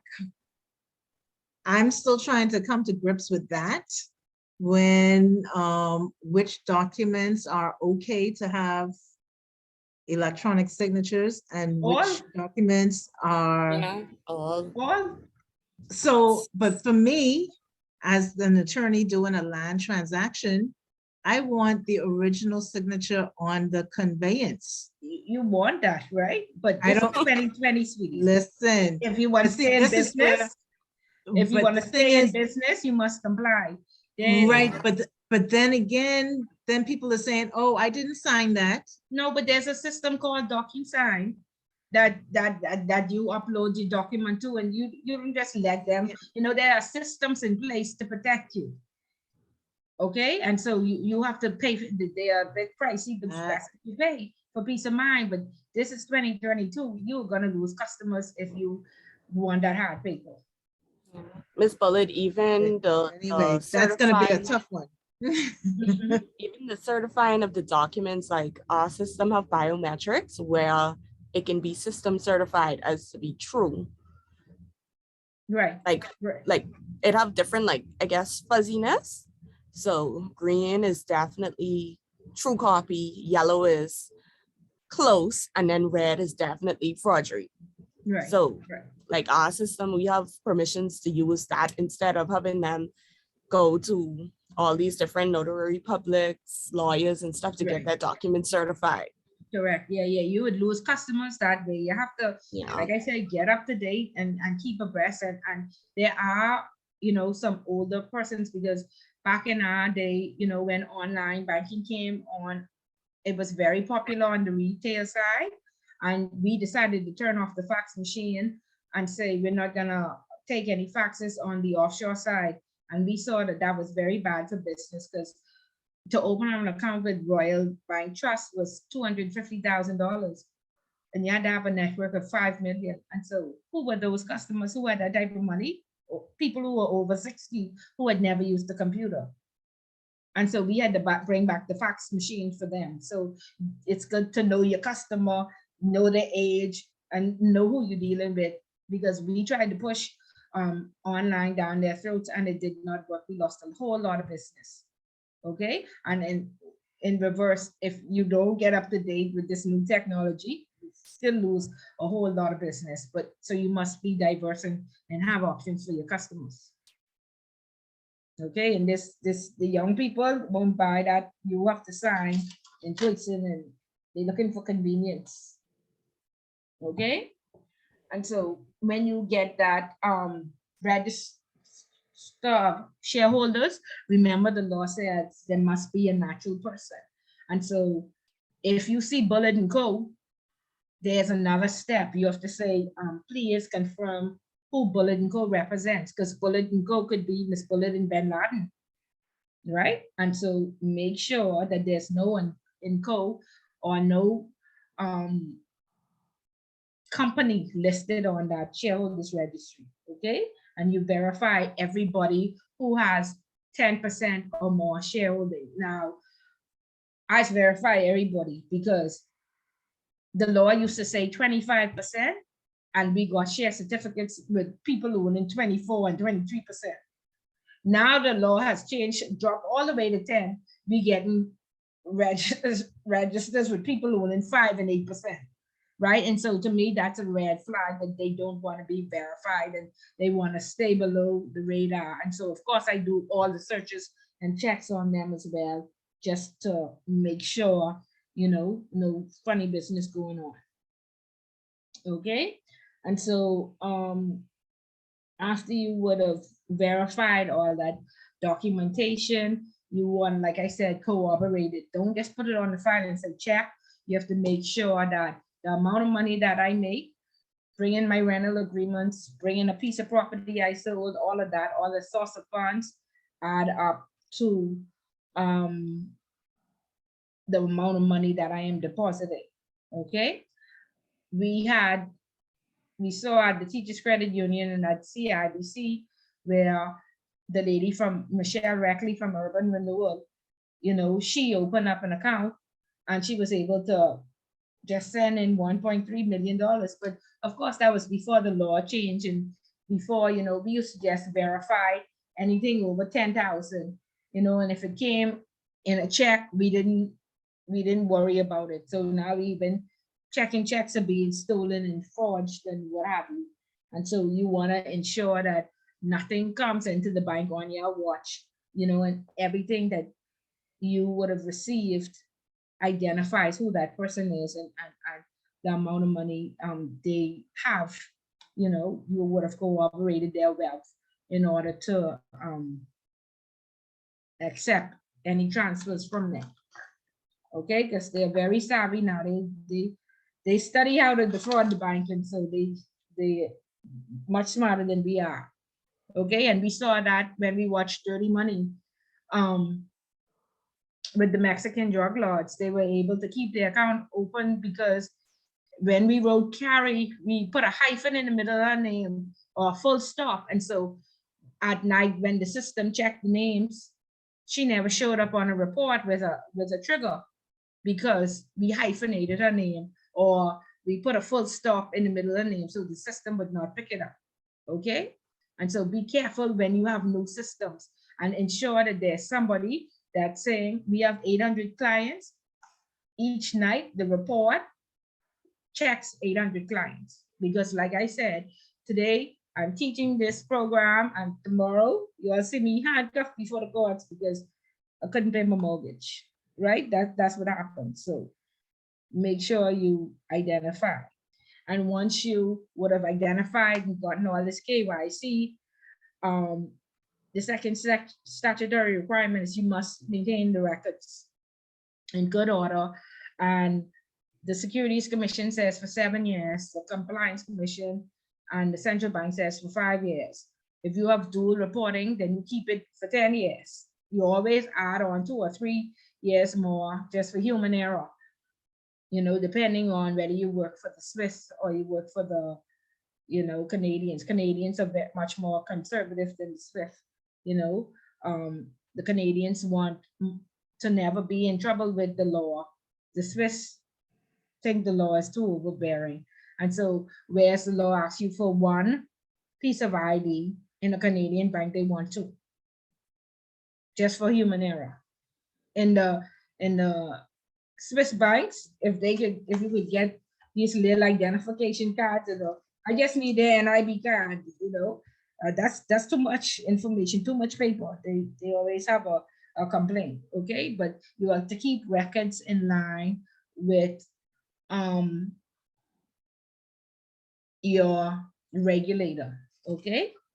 And that's for 5 or 7 years after the account would have closed in case any litigation or any investigation needs to be carried out.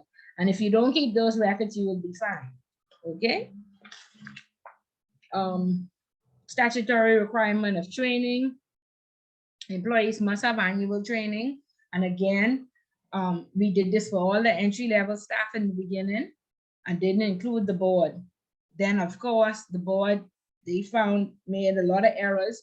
And so now everybody has to be trained. Not only does the board have to be trained annually, so does the external asset managers. And in the offshore world, we have persons stationed in Switzerland, in Europe, in China, all around the world, drumming up business for us. And so when they go and approach customers on our behalf, they have to know Bahamian law, not Chinese law or European law. And so they also have to be trained. Okay, so anybody affiliated, even consultants now have to be trained. And like I said, the FIU sets out in the newspaper each January. Anybody who has not been trained $10,000 a day per person, you know, for no training. Okay, and then again, gone are the days when you say, y'all train all your consultants, and you just say yes, no, each of them. The regulator wants to see their signature, their position, and where they are stationed. Okay, so they say new employees, general information on money laundering, terrorist financing, employees dealing directly with the public, focus on issues that may arise from STRs, and procedures to be adopted when a transaction is deemed suspicious. Managers and back office training should cover all aspects of AML and CFT procedures for those with responsibility of managing staff. Okay. Statutory requirement of monitoring. Again, after we would have gotten all this KYC, we put all this information on a file. We risk rate this client high, medium, or low. And if this client is high, we give an annual review each year. If it's medium, every 2 years. If it's low, every 3 years. Of course, nobody has time to do reviews. So all the reviews are backed up. We don't realize that persons have gone outside of their profile.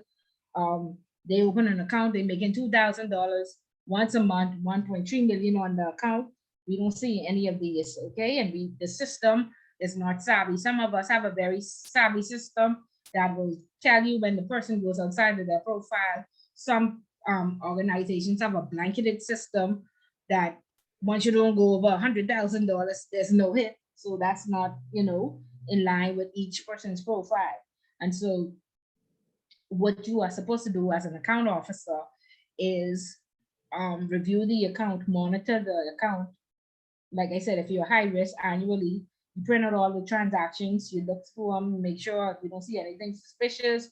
You look at the signatories, make sure that everybody was signing who was supposed to, and then you check, because this is what happened at, I think, the company where Edison Sumner was.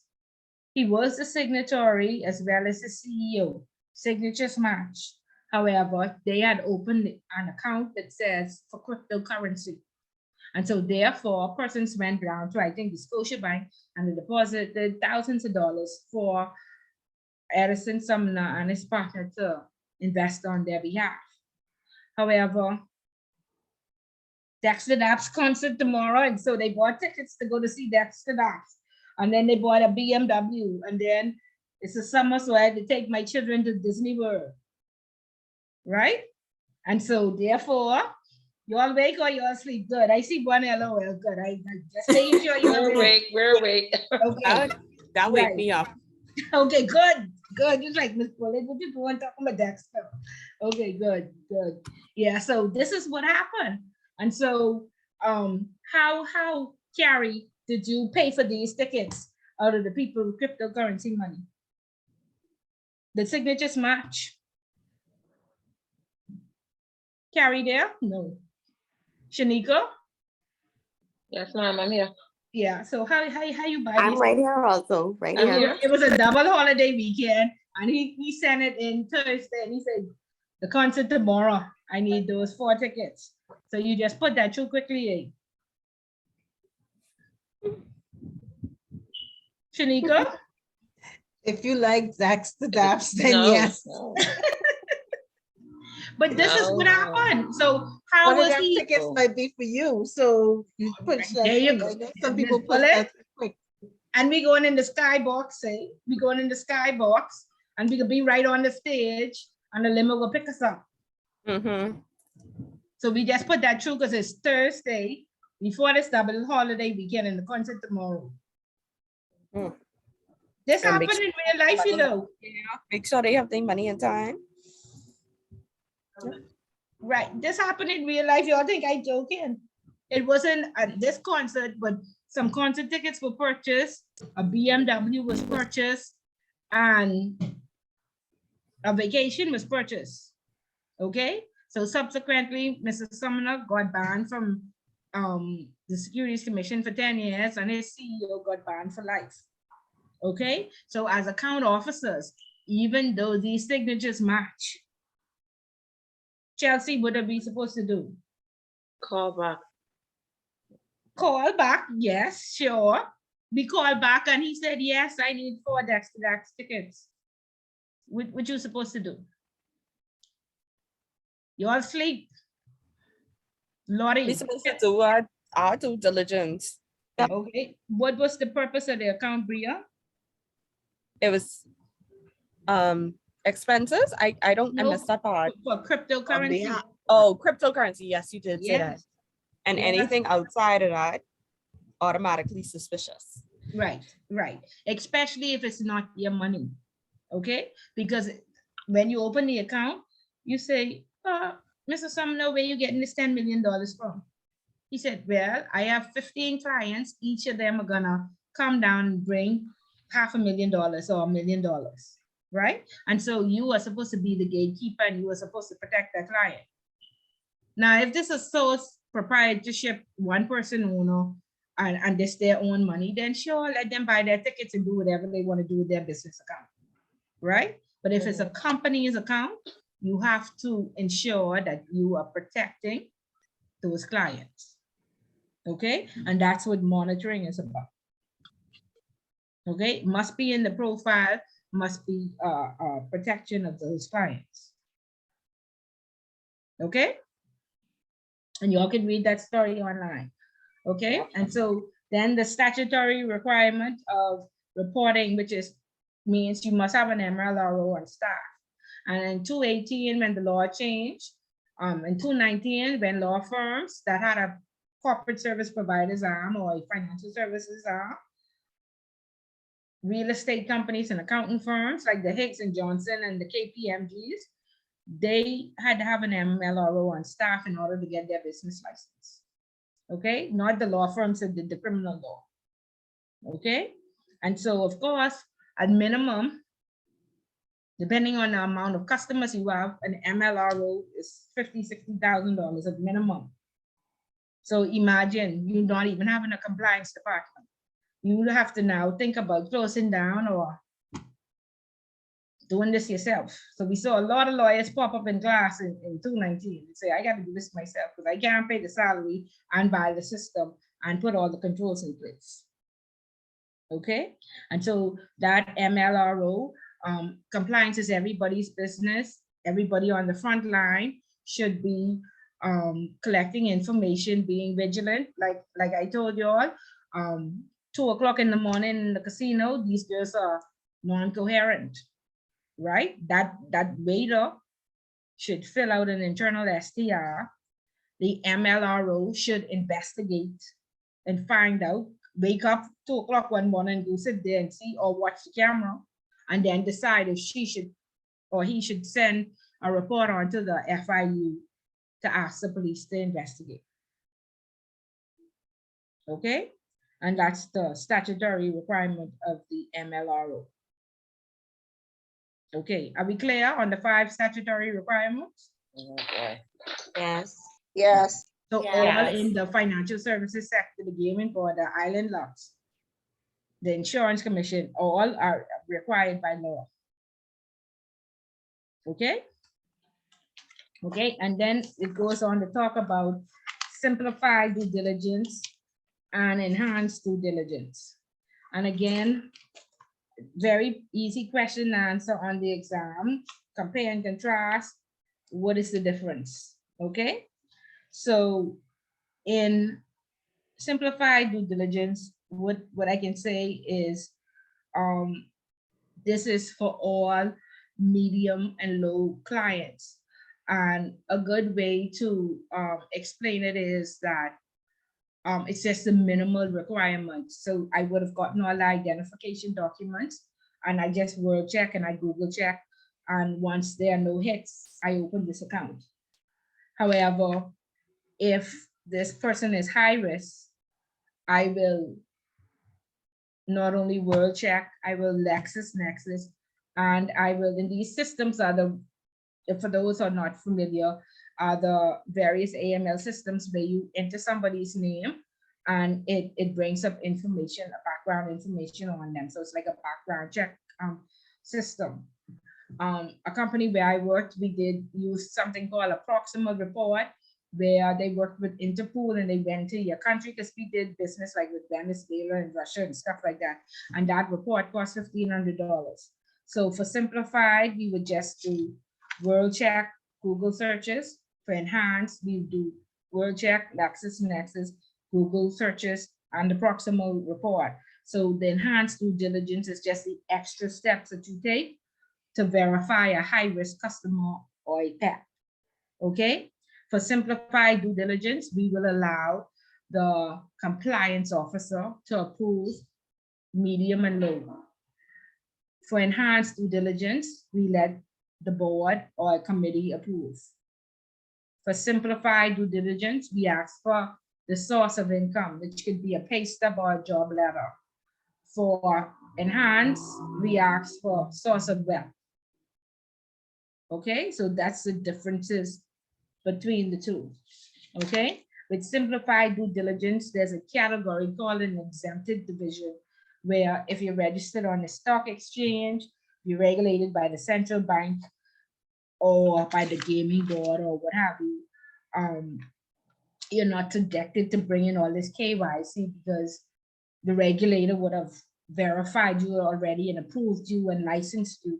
And so you act on the faith of the regulator.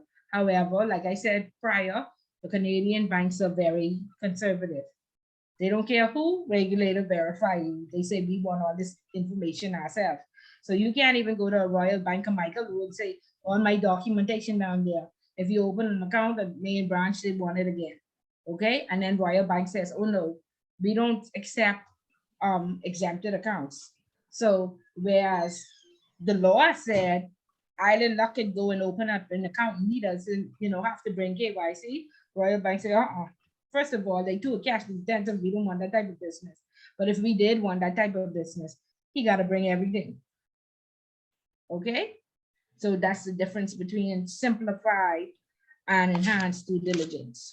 Okay, and then the book goes on to talk about a PEP relationship, a politically exposed person.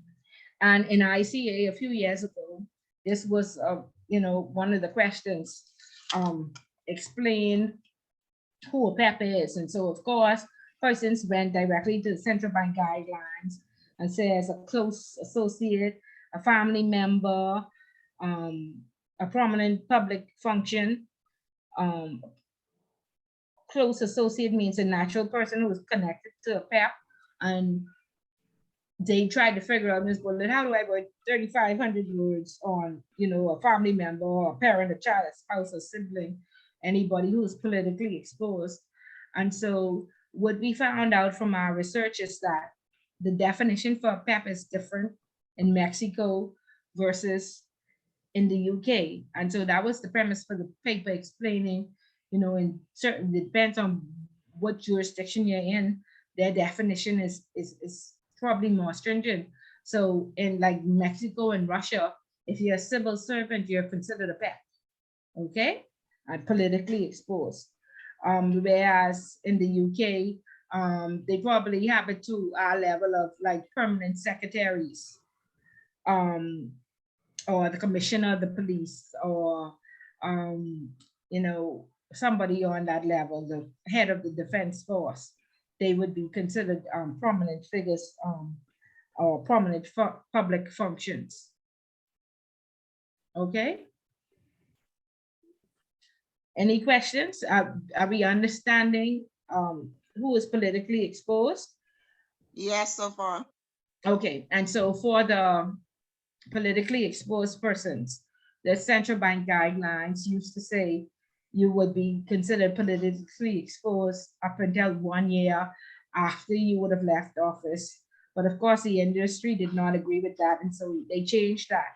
And so they leave it up to you. Again, when you write your risk assessment, you are to document your policy on PEPs. Some companies will say up to 10 years, some say 5, and some say indefinitely. And so they audit you based on what your company's policy is in regards to PEPs. I believe once a PEP, always a PEP, and I always do research to find out if you're still on the political trail, if you're a consultant, or and what's going on with you. Okay, and this comes a very popular thing that I remember is when Brave Davis, he was the leader of the opposition when his first daughter got married, and his son-in-law had an account where he was low risk. And again, this is the purpose of the review. You ask your customer, has there been any significant changes? And our colleague had that conversation. He said, oh yes, I married the leader of the opposition's daughter. And so we said, okay, thank you for telling us. And so of course he moved from a low risk client automatically to a PEP and a high risk client. And so instead of reviewing him every 3 years, we reviewed him annually. Okay. So Ms. Bullard, yes, even though I have not been anywhere near any political anything for the past 4 years, 4 or 5 years, I'm still considered a PEP. Yes. I mean, it depends on the institution now. The Canadians, like I say, are more stringent. Nobody wants to do enhanced due diligence because it's more work. So you may have those Swiss institutions saying, after 5 years, we go do an investigation on Cambridge and see if she anywhere near, and then we'll remove her from PEP status because they don't want to review you every year. But Canadians, once a PEP, always a PEP. Review her every year. And you will see the differences between your banks, whether they, ask you how often they want you to update and how often they call you and they question you. Yeah, I noticed that with First Caribbean, CIBC, and Royal Bank versus Bank of Bahamas and Yeah. Commonwealth. Yeah, but Bank of the Bahamas only have PEP, so they ain't reviewing you every day. They'll have to review all their customers every day. Yeah. So Well, I don't feel the pressure with them as much as I feel it with the other two yeah, Canadian. like I said, the Canadians are way more conservative and they do more checks and balances. Yeah. All right. Yeah. Okay. And any questions on due diligence? So in the exam, they're gonna expect this central bank definition of PEP and not those other definitions of PEPs. Yeah, what other definitions? Or Like what you just Bahamas, said. it's gonna be Bahamas based. Okay, okay. Yeah, Bahamas based. Yeah. Yeah, but if you do work in the offshore world, you do have to know what their laws state.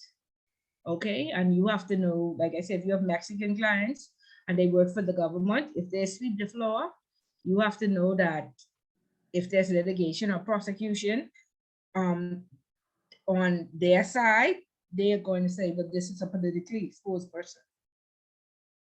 Yeah, we even have persons trying to get off the PEP list. Of course. Like if they divorce the person or if they don't work in office no more and stuff like that, because of course their risk rating higher, their Right. fees are higher. Right. But once a PEP, always a PEP. Always a PEP, yeah, pretty much.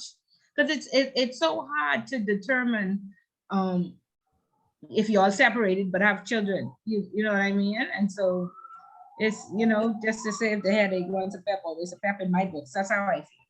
But even the ones with like, let's just say, just like Brave, his daughter married someone and that's his son-in-law now. He's considered a PEP, but he don't want to be a PEP. No.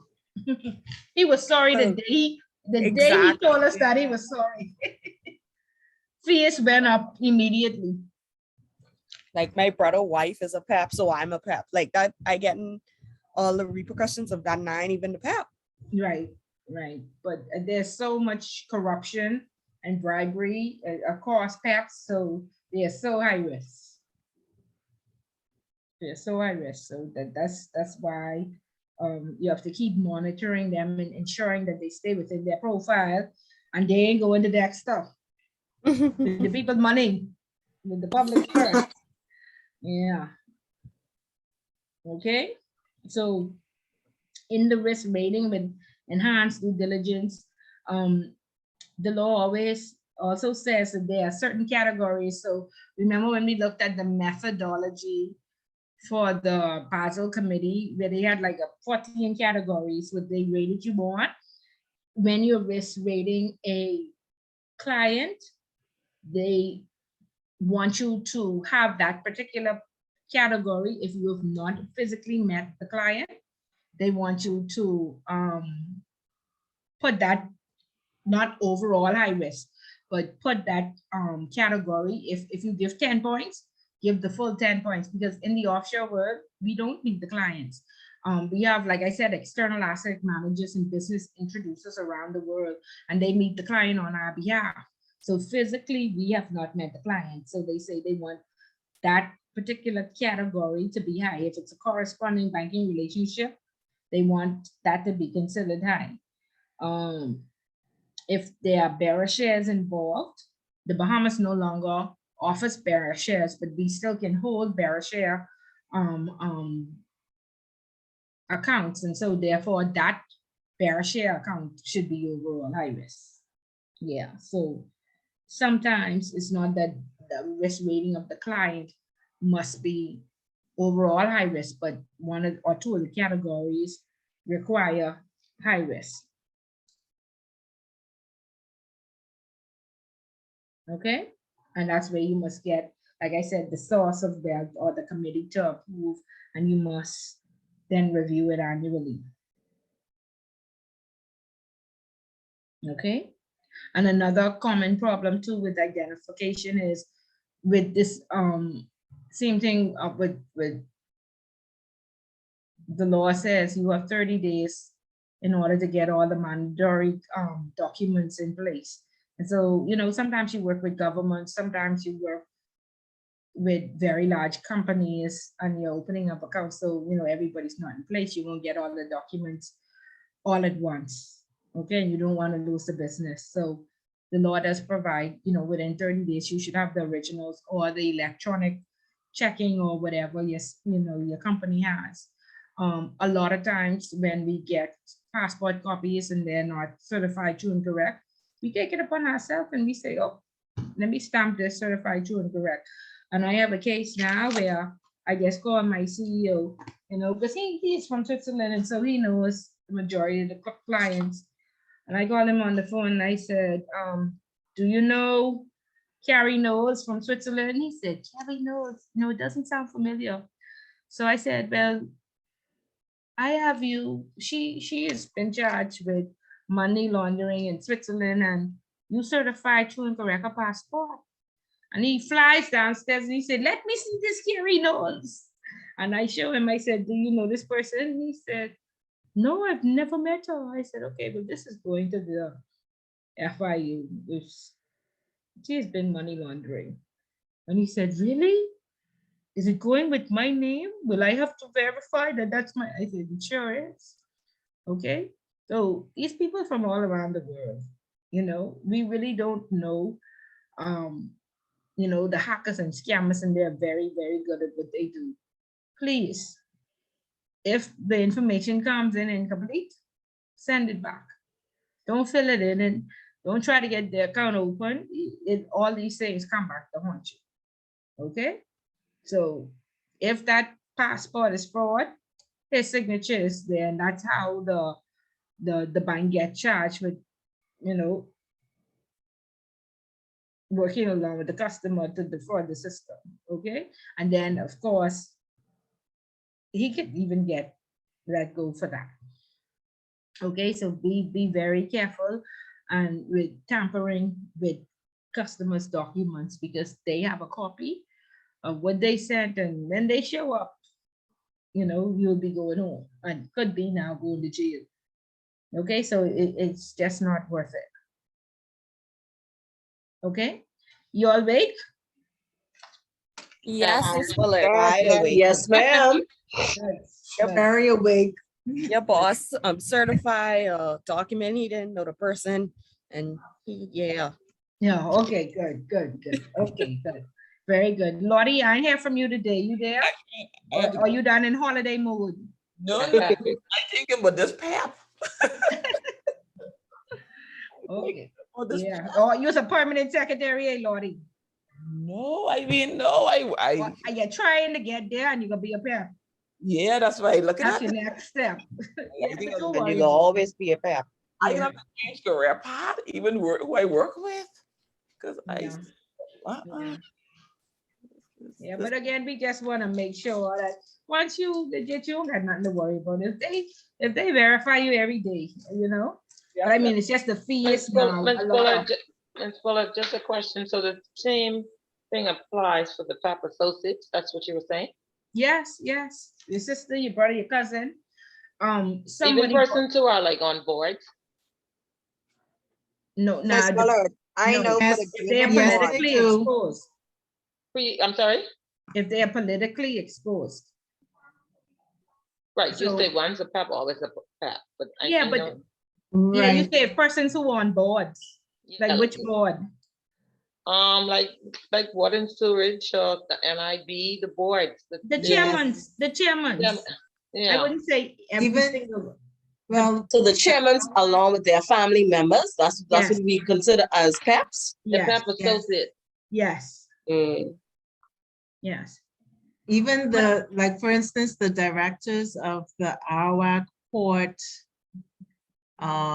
development, they are considered PEPs. But, okay, like I said, the institution, the Canadians are more conservative, the Swiss are a little less. So on their account opening application, they have a list of who is considered, right? And so whatever is equivalent, I know when I was at Royal, whatever was equivalent to a permanent secretary and above, we considered a PEP. Okay, and so they would want you to disclose, you are required to know your customer. And so they would, we'd keep an eye. We don't want our whole entire portfolio to be high risk. So we probably have a PEP list and then, possible these directors and the chairmen and stuff like that listed separately. But it just depends on your involvement. So we do, from our research, we determine how we are going to categorize you. But it's up to the policy of your institution. And remember, like I said, where after central bank moved, once a PEP, always a PEP. The PEP was, they moved the 1 year thing. They want you to document what your policy is, and you send that in with your risk framework and they approve it. So they'll know that when you check and you say directors and all of these, they will expect that, or you have all of them documented properly. Because a lot of times we write policy and procedure and we don't do what we say we are going to do. Like one institution I audited, they say we don't have an appetite for PEPs. And they had the government of St. Lucia and the government of Angola, which was very high risk. And I said, how is it possibly that you all don't have an appetite for PEPs? So you want to make sure that your policy matches what you actually do. If you have government accounts, you have PEPs. Right? Correct. Yeah. So check your policy for gaps. Make sure it's current. You have a current version. It don't say 2003. But it's so outdated. No, a lot of institutions run it, especially the Swiss ones, because like they don't they think AML just hampers doing business, and they cut a lot of corners, and they don't really respect Bahamian law. So be careful and just know that you are doing the right thing. Okay? And that's why we should be high risk. That's why we should be high risk. No. You know which banks will have to pull out if the balance becomes high risk. Nah, that's all they need. They done on the brink of pulling out. You don't want that. All those Canadians will be gone right away. If Bahamas becomes high risk, that'll be it. So no, y'all please learn about the sand dollar and use it as much as possible. Follow it. They have a whole website with all the information so you can understand how it works, and read upon the initiatives that the governor has put in place to ensure that we don't become high risk. Because that close down the financial services sector if we do. Give the port and everything to China. Okay, that's where we'll be. So we have to never, ever let that happen. Okay? Where could you find that information? Which information is that? The same one that you just finished talking about? The sand dollar on the central bank website. No. The one you're talking about, the high risk and all that. The Basel Committee and Transparency International, the risk rate country is Transparency International does the country perception index, the CPI index. Okay.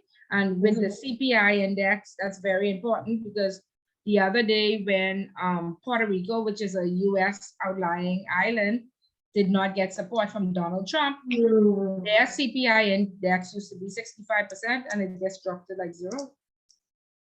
Okay, and that was because they did not get support, they did not have water, they did not have electricity, and the governor was kind of desperate. You know, and so when we were having Dorian, we were watching our CPI index and trying to hope that ministers did get some help, because, you know, the money launderers out there saying, here, there's $1 billion I could put into the economy. That's right. And Put you a know, little just how to coffee. sweep it in. Yeah, yeah. So You know, just how to sweep it in. okay, and so, you know, and you know, we're a drug transit country, so we have to be careful that we don't, for the people to live, that they don't get desperate, you know. So all these things matter. So yeah, read the central bank website, follow the sand dollar, and transparency, as well as the Basel Committee on the country ratings. Okay, and when we get to intermediate, we'll look at the CF-ATF mutual evaluation agreement, and then they have an update as to where they are. That's where I read that the country's risk rating would have been completed in March of 2021, but don't look so. Go ahead, Lottie. Lottie, you have a question? No, and I just want to speak about the sand dollar in reference to it. Many government departments are using it presently. It's working excellent because we have it at the Department of Immigration, especially for the Family Islands. So I highly, highly recommend it. It's been smooth so far. We've had it like nearly close over 6 months, and it's been working good. Right, because if you in Eleuthera, in North Eleuthera, you have to drive 2 hours to a bank, or you have to catch a boat to go to Harbor Island or the Spanish Wells. Just and then you rent a little vehicle if you don't want to walk. So it costs you $30 just to get to the bank, and they have reduced hours. So and you know how expensive gas is now to drive 2 hours to get to the bank if you're in the north. So same thing for Long Island. So yeah, these islands are finding it very useful and very helpful. Yeah. Okay. So any questions or concerns? Okay, guys. This is a double holiday weekend. You'll be safe. You'll enjoy yourselves. Be careful. Put in a little bit of study time. For those who have not done their homework, please send in your homework. And if you can attend your civic organization, next week is the last week of the book, 7 and 8, and then we are going to have review. Okay, so please use your time wisely, and remember that there's no class on Wednesday next week. Class will be from 6 to 8:30 next week, Thursday. Okay? Yes. Okay, Ms. Bud. Okay, guys. Thank you, Priya, you did put it in the group so everybody would know, right? Yes, I did. Okay, great. All right, great. Thank you all. Be Good safe. night. Stay safe, everyone. Good night, everyone. Good night. Good night. Take care. Good night. Good night. Ms. Bullet, you still on? Hi. Yes, I'm here. I have a question for go the ahead. homework, right? So we only have 2 more weeks to get in a homework assignment. Yes. And only the last 2 questions left. Yeah, 3 and 4. And there's no way possible we can do 1 and 2 anymore. No. They've already been marked and grades have already been sent out. Okay. Okay. Okay, thank you. Okay, you're welcome. Take care. Ms. Bullard. Hi. Hi, is it possible for you to send me a copy of the homework, please? I can hear you. If it's possible for me to send the homework assignment. You didn't get the welcome note? No, ma'am, this is actually my first class tonight. Oh, wow. Yeah. You joined it at the Ed. What's your email address? Christina, well, my name at hotmail.com. Okay, wait 1 second. Let me make sure you get this. Okay, and have you listened to the recordings? Yes, ma'am. Okay, you feel like you can keep up? Yes, ma'am. Okay. Okay, so spell your name for me. CHRISTINA CHRISTINA.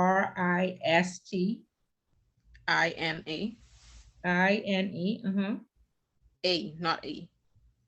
INA. PE P as in Peter. Penny. E T as in tiger.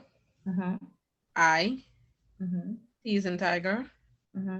Dash F as in frog. R E RE at hotmail.com. Okay, let me spell that back to you. CHRISTINA PETIT -FRERE at hotmail.com. Yes, ma'am. Okay, let me know if you got it. I just sent it. Okay, I'll check.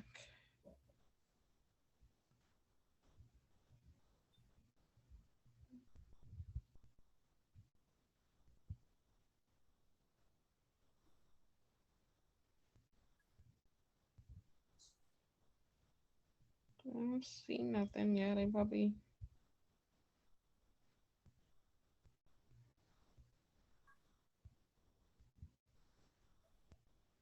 You got it? Yeah, I got it. Okay, so just scroll down and there's an instruction sheet with the questions there. Okay, thank you. Okay, good. Have a good evening. All right, you too. Thanks.